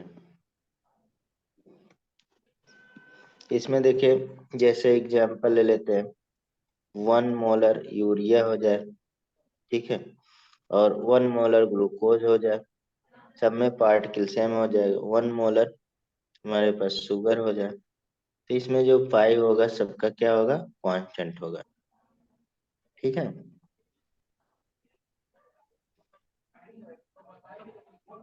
ये पहले पढ़ाना चाहिए था लेकिन उल्टा। जैसे दूसरा, इसमें एक मैंने एक क्वेश्चन ले लिया, दूसरा क्वेश्चन 1 मोलर NaCl हो गया, पार्टिकल का नंबर सेम हो गया, और 1 मोलर KCl का, तो इसमें भी क्या होगा, इक्वल होगा। जब मोलर होगा इक्वल होगा ना, फार्मूला आप पढ़ ही चुके हैं।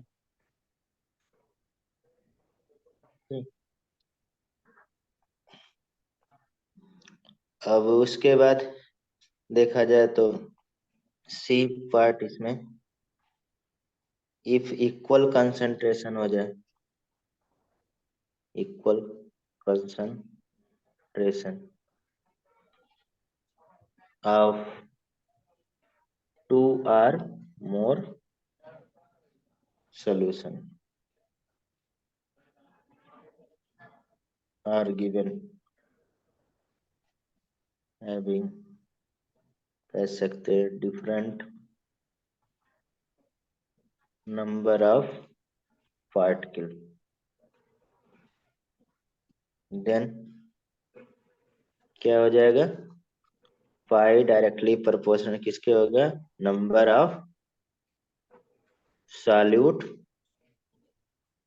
सॉल्यूट पार्टिकल, यानी कि नंबर ऑफ सॉल्यूट पार्टिकल के डायरेक्टली प्रोपोर्शनल। और सॉल्यूट पार्टिकल क्या होता है, सॉल्यूट पार्टिकल क्या होता है, ये या तो हमारे पास आयंस हो सकता है, नहीं, एटम हो सकता है, ऊपर लिखे थे आयंस मॉलिक्यूल हो सकता एटम्स है। मॉलिक्यूल्स। पार्टिकल मीन्स तो यही है, हाँ मॉलिक्यूल, ये। तो ये सब क्वेश्चन आप लोग जैसे कभी किए नहीं लग रहा है।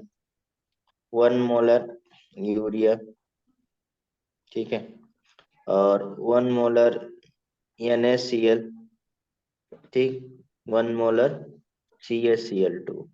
अगर इसमें देखा जाए पाई, इसका 1 मानते, पाई 2, पाई 3, तो इसमें नंबर ऑफ पार्टिकल पर डिपेंड करेगा। बोल रहा है डायरेक्टली प्रोपोर्शनल। कोई भी कॉलिगेटिव प्रॉपर्टी हर साल इस पे क्वेश्चन आता है। तो नंबर ऑफ पार्टिकल, तो सबसे ज्यादा पार्टिकल किसमें होगा, इसमें होगा, 3 होगा, क्वांटम, इसमें 2 होगा, इसमें 1 होगा, ठीक है। तो इसमें क्या हो जाएगा, सबसे ज्यादा किसका होगा, पाई 3 का होगा, यानी कि ये ठीक है। उसके बाद इसमें देखिए हम लोग बाकी चीजें पढ़ चुके ये हैं। CH ज्यादा क्यों होगा? ये नंबर ऑफ पार्टिकल, अभी हम एबनॉर्मेलिटी की बात करेंगे, एबनॉर्मल मोलर मास, तब ज्यादा समझ में आ जाएगा। क्योंकि नंबर ऑफ पार्टिकल पे डिपेंड करेगा। यहाँ पे आयंस क्या होगा, 3 निकलेगा ना, कैल्शियम प्लस 2Cl आयन, तो 3 पार्टिकल हो जा रहा है, 3 पार्टिकल हो जा रहा है टोटल, ठीक है। यहाँ पे 2 पार्टिकल हो जा रहा है, यानी कि 2 पार्टिकल मतलब 2 आयंस हो जा रहा है ना, एक सोडियम आयन, एक पोटेशियम क्लोराइड आयन, और इसमें ये डिवाइड नहीं होगा, मतलब ये dissociation आयनाइड not ionise.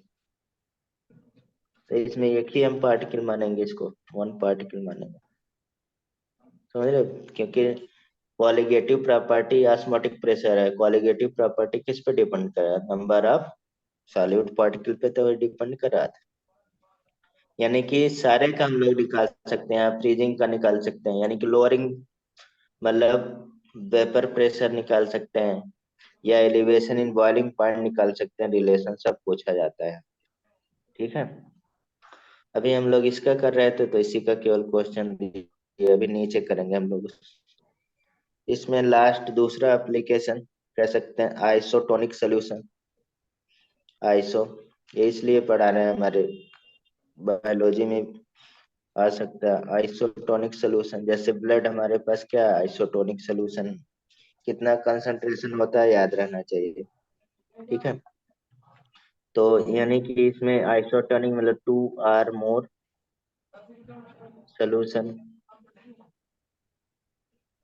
solution having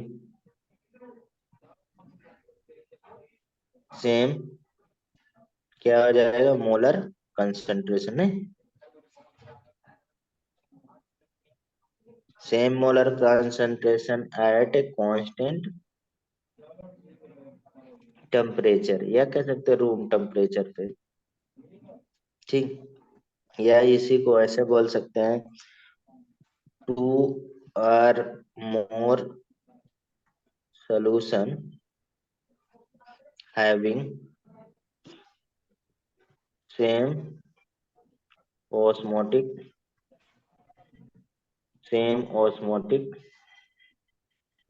pressure at constant temperature। जो कांस्टेंट टेम्परेचर है, आप क्वेश्चन में देख ही रहे, तो कंसंट्रेशन कैसे आया, ये हमारे पास C यानी कि ST पड़े, तो जब टेम्परेचर कांस्टेंट हो गया कि नहीं, कांस्टेंट, तो यस तो कांस्टेंट पहले से है, नहीं, तो फाई इक्वल टू C के ही होगा, तो दोनों बात तो सही है ना ऊपर के, नहीं, ठीक। तो एग्जाम्पल जैसे कुछ, जैसे 1 मोलर, यहाँ पे पूछता है कॉम्बिनेशन ऑफ क्या, आइसोटोनिक सोल्यूशन, तो 1 मोलर यूरिया, 1 मोलर ग्लूकोज अगर रहे, तो ये दोनों क्या हो जाएगा, आइसोटोनिक होगा कि नहीं, होगा। 1 मोलर NaCl ले लिया जाए, ठीक है, और 1 मोलर KCl रहेगा, लेकिन 1 मोलर अगर हमारे पास NaCl रहे और 1 मोलर CaCl2 रहे, तो होगा, ये नहीं होगा, क्योंकि नंबर ऑफ पार्टिकल, ठीक है, आइसोटोनिक नहीं होगा, पार्टिकल का नंबर बढ़ जा रहा है ना। ऐसे आप कहीं निकाल के भी आपको ज्यादा निकलवा के और लगवाएगा। जैसे हम एग्जांपल 0.5 मोलर AlCl3 का दे रहे हैं, और 1 मोलर NaCl आइसोटोनिक है, ये देखिए आइसोटोनिक है, ये आइसोटोनिक है, ठीक है, ये है कि नहीं? ये है, देखिए, क्योंकि यहाँ पे 4 पार्टिकल, 4 × 0.5, तो कितना आ गया? 2 मोलर आ गया। ठीक है, और यहाँ पे 2 × 1 यानी कि 2 मोलर, तो ये है। ठीक है, ऐसे निकलवाएगा आपको। ठीक है ठीक। सर। हाँ, आइसोटोनिक मतलब कि यहाँ पे जैसे दो चीजें हैं, ये रिलेटिव क्वांटिटी हमने पढ़ा था, आइसोटोनिक, हाइपरटोनिक, हाइपोटोनिक सब पढ़ा था ना। तो यानी कि आइसोटोनिक मतलब क्या हो गया? नो मूवमेंट ऑफ पार्टिकल, नहीं? जैसे मान लीजिए दो पार्ट हमारे पास, ये इधर सेल है, बी है, इसमें कोई मूवमेंट होगा? नहीं होगा। यानी कि M A equal to M B कह सकते हैं, यानी कि ये मोलर दोनों इक्वल होगा। तो कह सकते हैं ग्राम पर लीटर अपॉन मॉलिक्यूलर वेट। और इसका भी ग्राम पर लीटर अपान क्या हो जाएगा? मॉलिक्यूलर वेट इक्वल ही होगा। ठीक, इसके क्वेश्चन, लेकिन अब थोड़ा सा टाइम कम बच रहा था, हमें कंप्लीट करना है, क्वेश्चन बाद में करेंगे। हम्म, तो ये हो गया। इसके बाद हमें करना है लास्ट, एबनॉर्मल मोलर मास, नहीं, अब जिसे नंबर हम लोग एबनॉर्मल कॉलिगेटिव प्रॉपर्टी बोलते हैं। ठीक है, तो एबनॉर्मल कॉलिगेटिव प्रॉपर्टी क्यों आता है, थोड़ी सी इसकी बात करेंगे। जैसे अभी ऊपर का हम लोग पोर्शन क्या था, colligative property directly proportional number of particle के था, नहीं? यही था ना। अब इसमें बोल दिए आयंस हो सकता है पार्टिकल, ठीक है, एटम हो सकता है, मॉलिक्यूल कोई भी हो, मतलब नेचर पे इंडिपेंडेंट रहेगा। ठीक है, तो इसको समझाने के लिए थोड़ा सा हम 1 मिनट का टाइम लेंगे, तब आपको कॉन्सेप्ट आएंगे, तब हम लोग चैप्टर का यहाँ पे बेसिकली हम लोग पढ़ने जा रहे हैं कौन सा, एबनॉर्मल मोलर मास आप बोलते हैं, या एबनॉर्मल कॉलिगेटिव प्रॉपर्टी। एबनॉर्मल, और इसको करेक्ट किसने किया था? Want of factor. अभी सर, एबनॉर्मल कॉलिगेटिव प्रॉपर्टी, यानी कि जो कॉलिगेटिव प्रॉपर्टी हमारे पास था उसमें कुछ एबनॉर्मलिटी आ रहा है, यानी कि कैलकुलेट कुछ कर रहे हैं और ऑब्जर्व कुछ आ रहा है, समझ रहे हैं? तभी तो हम लोग एबनॉर्मलिटी बोलेंगे। तो इसको अभी हम लोग क्या है, या तो हम लोग लिख देते हैं तब समझाते हैं। ठीक है, व्हेन आइदर डिसोसिएशन, ये आपके मुंह से सुनना चाह रहे थे लेकिन हम अपने से लिख रहे हैं, association of solute is taken, takes place, ऐसे लिख देना, takes place, then number of particle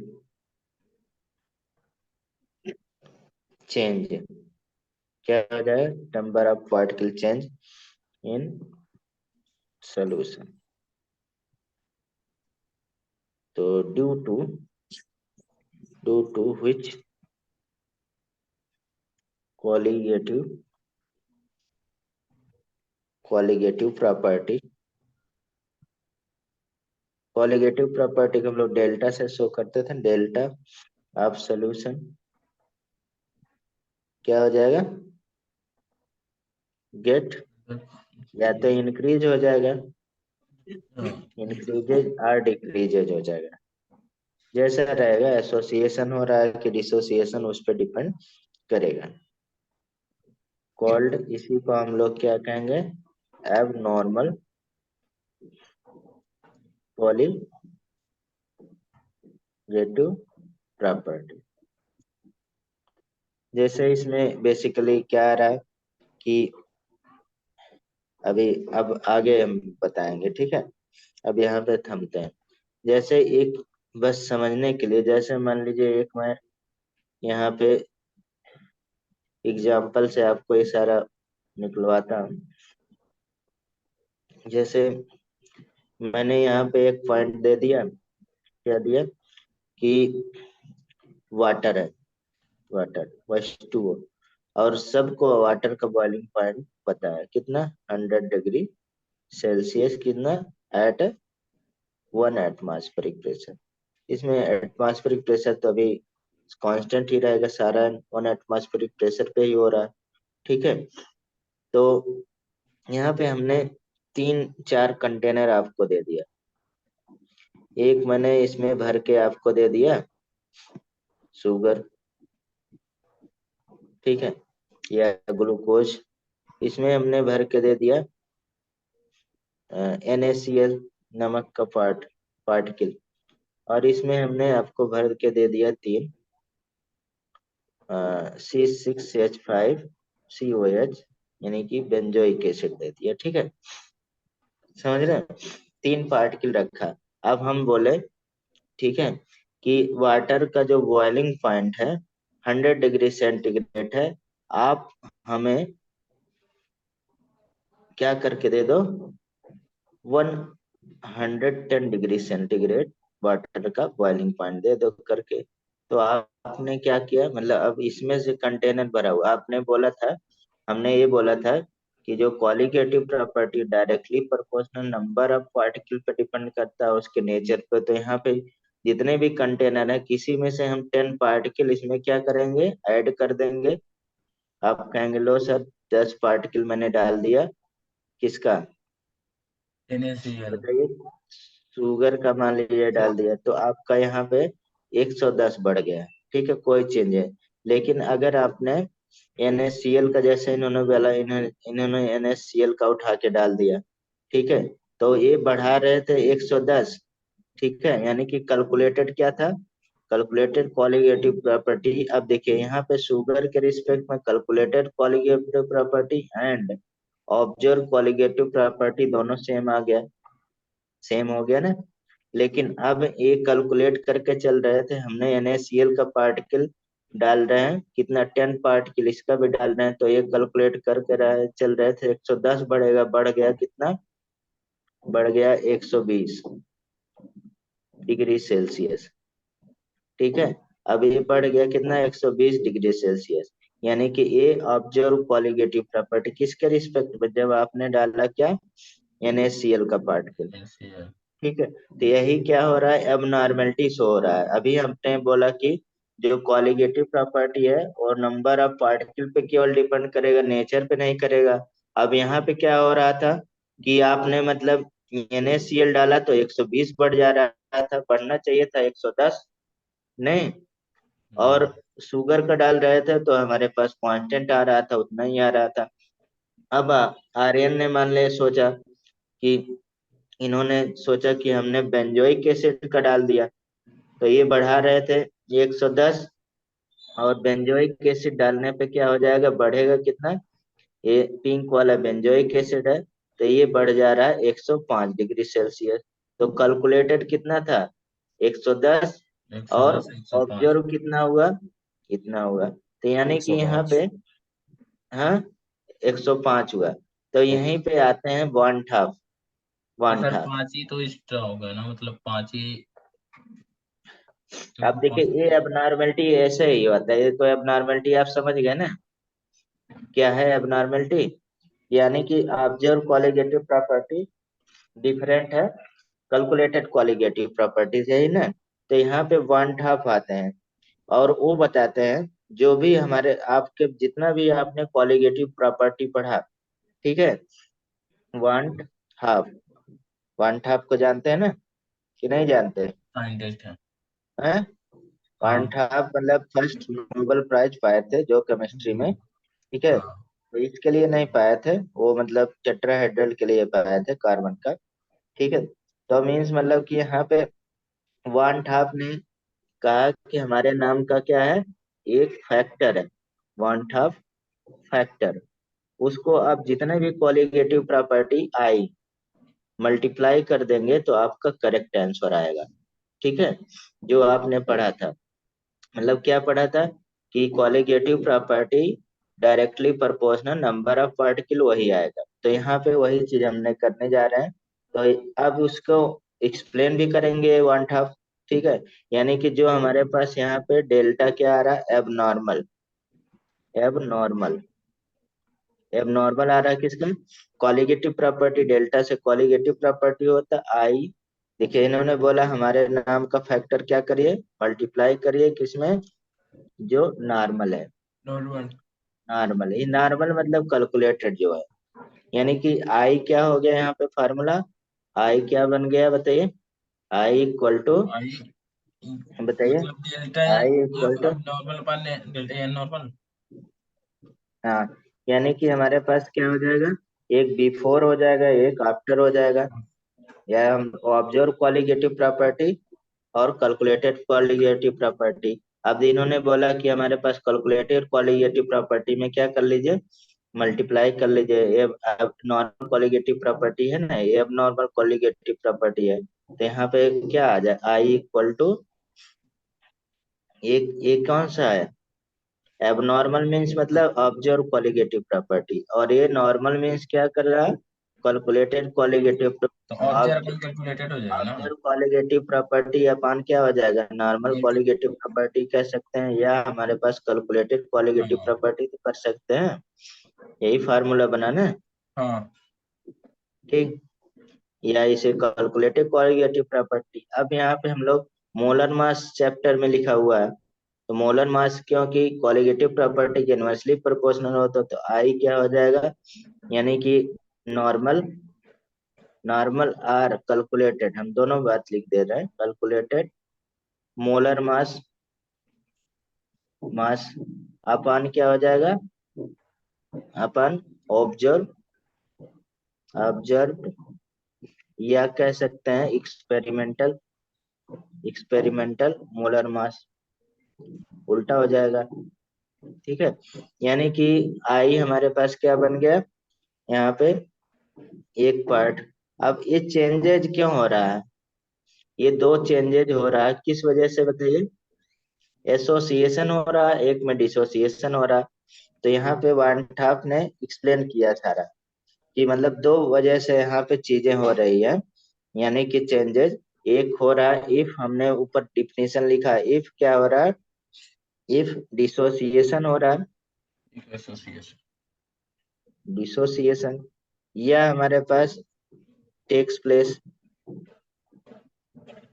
ऐसे, इफ एसोसिएशन हो रहा है, यानी कि नंबर ऑफ पार्टिकल, यहाँ पे जो हम लोग पढ़े, बेंजोइक एसिड क्या नेचर है इसका, इंटरमॉलिक्यूलर हाइड्रोजन बॉन्ड बनाने से क्या डाइमर बना लेता है, यानी कि 10 पार्टिकल हमने डाला, जैसे वाटर में गया तो क्या हो गया, 5 हो गया, तो 5 का ही इफेक्ट डाला है। और NaCl जैसे वाटर में आया तो 10 था तो कितना हो गया, 20 हो गया। ठीक है, तो इस वजह से हो रहा है, तो यानी कि एक हमारे पास डिसोसिएशन वाला पार्ट हो गया, एक क्या हो गया, एसोसिएशन वाला पार्ट हो गया।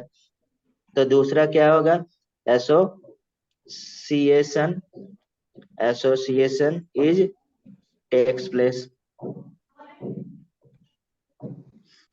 ठीक है, एसोसिएशन इज टेक्स प्लेस, तो इसमें दोनों में थोड़ा सा हम लोग वेरिएशन देख लेते हैं, फिर आगे भी पढ़ेंगे।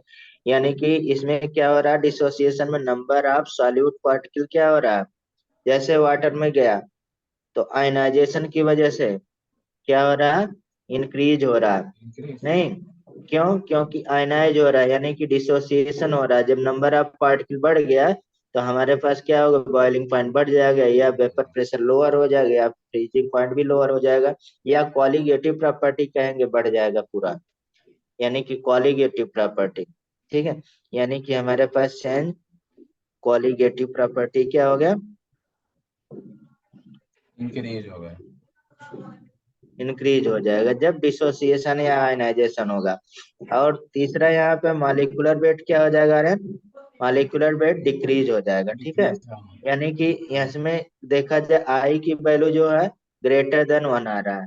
ठीक है, इस मतलब हमेशा, ठीक, यानी कि दूसरे में अगर देखा जाए, यानी कि एसोसिएशन में क्या हो रहा है, नंबर ऑफ पार्टिकल क्या हो रहा है, डिक्रीज। पार्टिकल, हाँ, नंबर ऑफ पार्टिकल सॉल्यूट के क्या हो रहा है, डिक्रीज हो रहा है। ठीक है, सॉल्यूट का है, हाँ सॉल्यूट का, तो क्वालिटेटिव प्रॉपर्टी क्या हो जाएगी, डिक्रीज हो डिक्रीज जाएगी, होगा। यानी कि जितना भी हमारे पास प्रॉपर्टी RLBP डिक्रीज हो जाएगा, ऑस्मोटिक प्रेशर डिक्रीज हो जाएगा, इसमें भी ऐसे लिख सकते हैं। ठीक, फ्रीजिंग पॉइंट मतलब डिप्रेशन इन फ्रीजिंग पॉइंट भी क्या होगा, डिक्रीज हो जाएगा, और एलिवेशन इन बॉइलिंग पॉइंट भी क्या हो जाएगा बताइए, डिक्रीज हो जाएगा। ठीक है, इसमें क्या हो जाएगा, अब किसी को कंफ्यूजन है कुछ, हम जो लिख रहे हैं, अभी तो नहीं ठीक है। है। यानी कि जितने भी क्वालिटेटिव प्रॉपर्टी, ये चारों सारे क्वालिटेटिव प्रॉपर्टी डिक्रीज, इसमें हम लोग ऐसे ही लिख सकते हैं सारा। ठीक है, यानी कि आर एल बी पी क्या हो जाएगा, इंक्रीज हो जाएगा। ऑस्मोटिक प्रेशर क्या हो जाएगा, इंक्रीज हो जाएगा। और डिप्रेशन इन फ्रीजिंग पॉइंट क्या हो जाएगा, इंक्रीज हो जाएगा। एलिवेशन इन बॉइलिंग पॉइंट क्या हो जाएगा, इंक्रीज हो जाएगा। लेकिन अगर देखा जाए यहाँ पे बॉइलिंग पॉइंट बोलता है तो बॉइलिंग पॉइंट बढ़ जाएगा, ठीक है। और फ्रीजिंग पॉइंट क्या हो जाएगा, कम हो जाएगा, अलग अलग पूछता है तो। ठीक, तो उसे आप मतलब थोड़ा अवेयरनेस रखे रहिए। यहाँ पे आई की वैल्यू क्या हो जाएगा, <1 हो जाएगा। तो यानी कि यहाँ पे हमारे पास क्या हो जाता है, एक आई क्या इन्होंने एकदम एग्जैक्ट एक्सप्लेन किया, तो इसको लिख दे रहे हैं।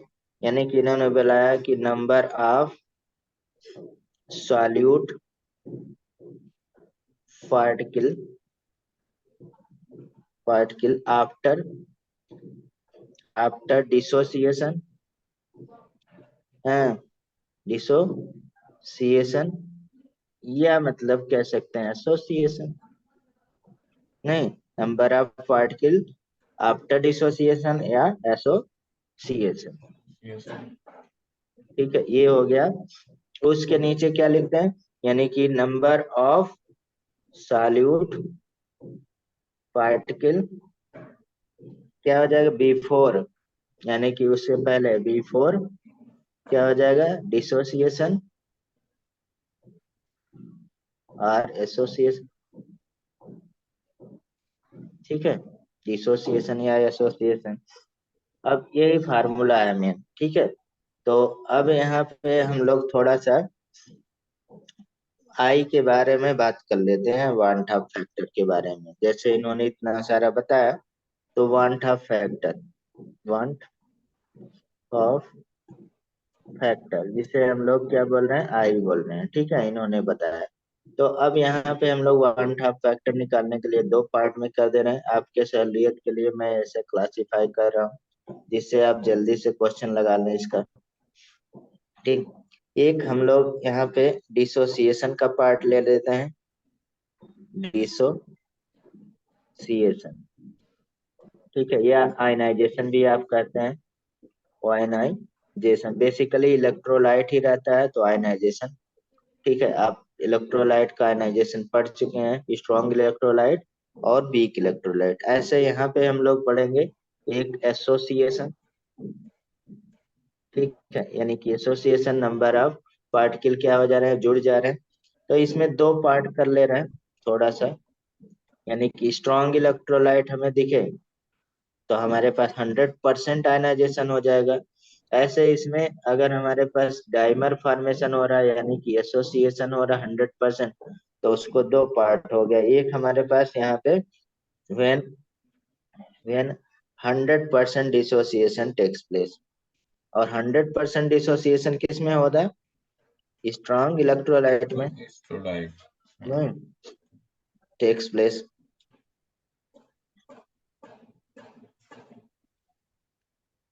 दूसरे में हम लोग ले लेते हैं व्हेन क्या है, पार्शियल हाइड मतलब पार्शियल डिसोसिएशन होगा, या कह सकते हैं इफ 100% डिसोसिएशन नॉट गिवन, तब उस कंडीशन में इफ 100% डिसोसिएशन आपके क्वेश्चन में not given is not given, या इसको कह सकते हैं पार्शियल पार्शियल आयनाइजेशन या डिसोसिएशन, बात एक ही है, ठीक है। अब इसमें देखिए, ये वाले में अगर 100% है तो आई की वैल्यू क्या होगी, एन के, एन क्या है, number of particle from 1 mole of solute, ठीक है। एन एन के इक्वल हो जाएगा, एन क्या है, n number of particle particles from 1 mole solute, 1 mole solute, ठीक है। तो ये इसके इक्वल हो जाएगा। जैसे फॉर एग्जाम्पल आप पढ़ चुके हैं, जैसे NaCl है, तो इसमें क्या हो जाएगा, एन का वैल्यू क्या होगा, 2 होगा, तो आई की वैल्यू भी क्या हो जाएगा, 2 हो जाएगा। तो आई इक्वल टू 100% आयनाइजेशन होता है, स्ट्रॉन्ग होता है। अभी भी हमने ऐसा क्वेश्चन लिया था, एन की वैल्यू 3, तो आई आई की वैल्यू क्या हो जाएगी यहाँ पे, 3। 3। ठीक है, ऐसे मतलब जितने भी स्ट्रॉन्ग इलेक्ट्रोलाइट रहेंगे उसमें हम लोग कर लेंगे। ठीक है, जैसे Na3PO4 में भी ब्रेक होता है, N = 4, तो I = भी 4 हो जाएगा। समझ रहे हैं? तो इस तरह से बड़ी लिस्ट हो जाएगी, बस आपको कॉन्सेप्ट सीखना है।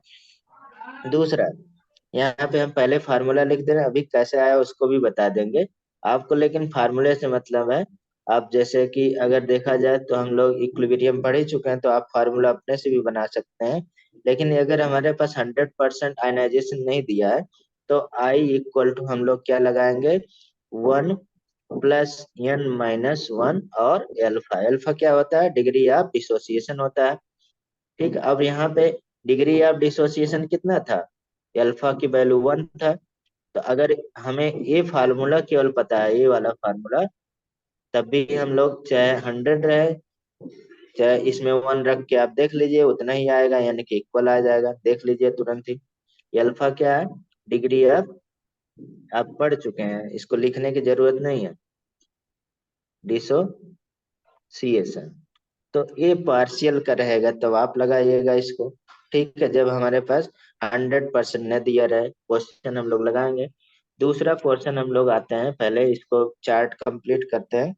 दूसरे पोर्शन में यहाँ पे कि एसोसिएशन में, यहाँ पे भी हम लोग ऐसे कर लेते हैं, 100% एसोसिएशन इज टेक प्लेस, मतलब डाइमर जैसे बन रहा था, या जो भी बन रहा है, ट्राइमर बन रहा है, 100% एसोसिएशन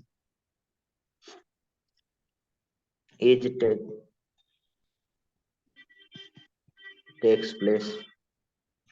तब यहाँ पे क्या हो जाएगा, I = 1/n हो जाएगा।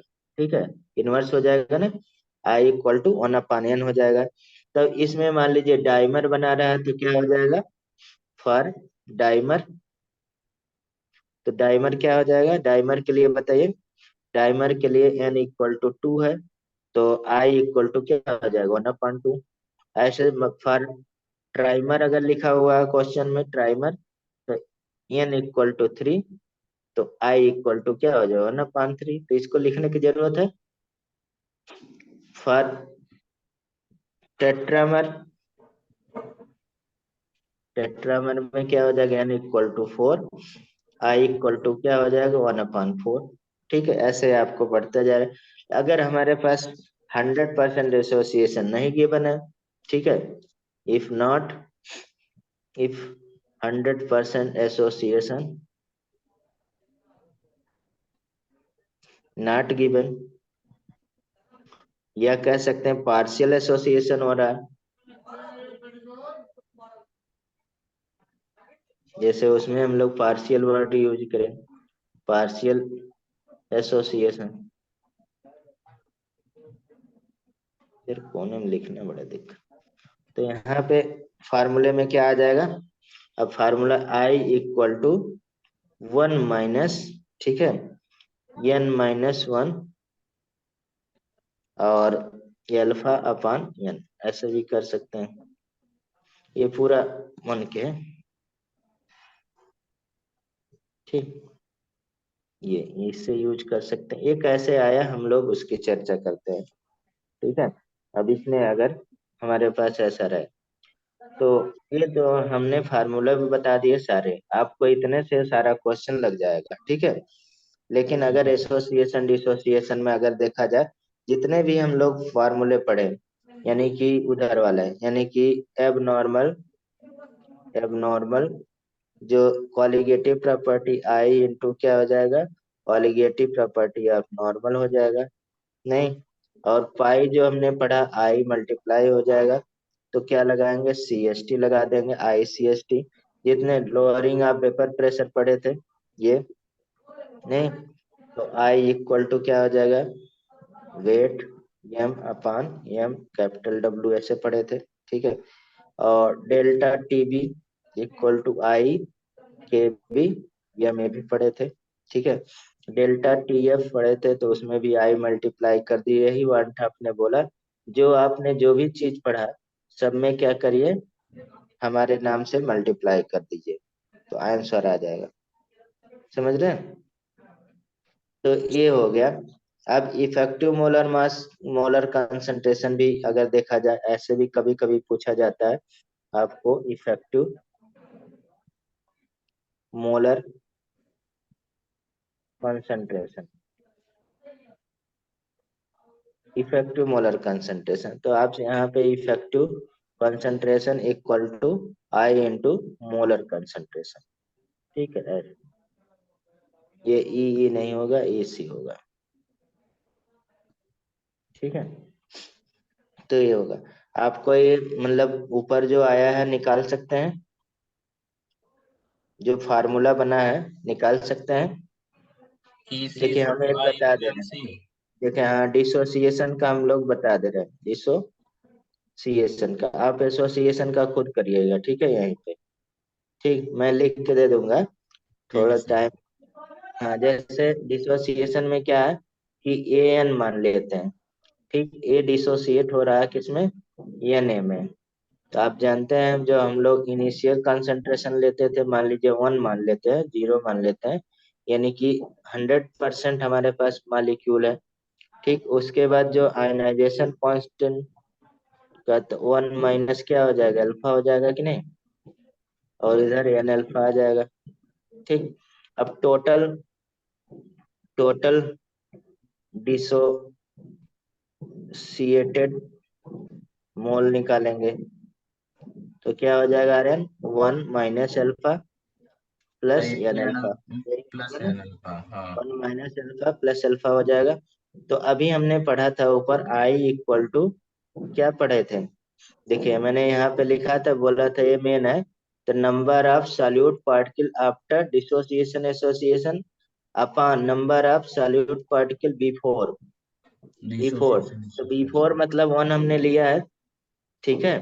तो यानी कि बिफोर का वैल्यू 1 लिया है, देखिए ये 1 लिया है मैंने, या सी लेंगे तो सी आ जाएगा, जैसा भी आपको लेना है 1 ले लिए, ठीक है। 1 से ही क्वेश्चन बनाते हैं, तो 1 minus alpha plus n alpha, तो आई इक्वल टू क्या हो जाएगा, 1 minus alpha plus n alpha, यही देखिए हमने फार्मूला पार्शियल वाला का बनाए थे, देख लीजिए यहाँ पे, ये ये वाला 1 इक्वल टू 1 माइनस 1 प्लस होगा ना, रुक गया 1 सर। माइनस, और इसको चेंज करेंगे वही आ जाएगा आपका, ठीक है, यही आया ना।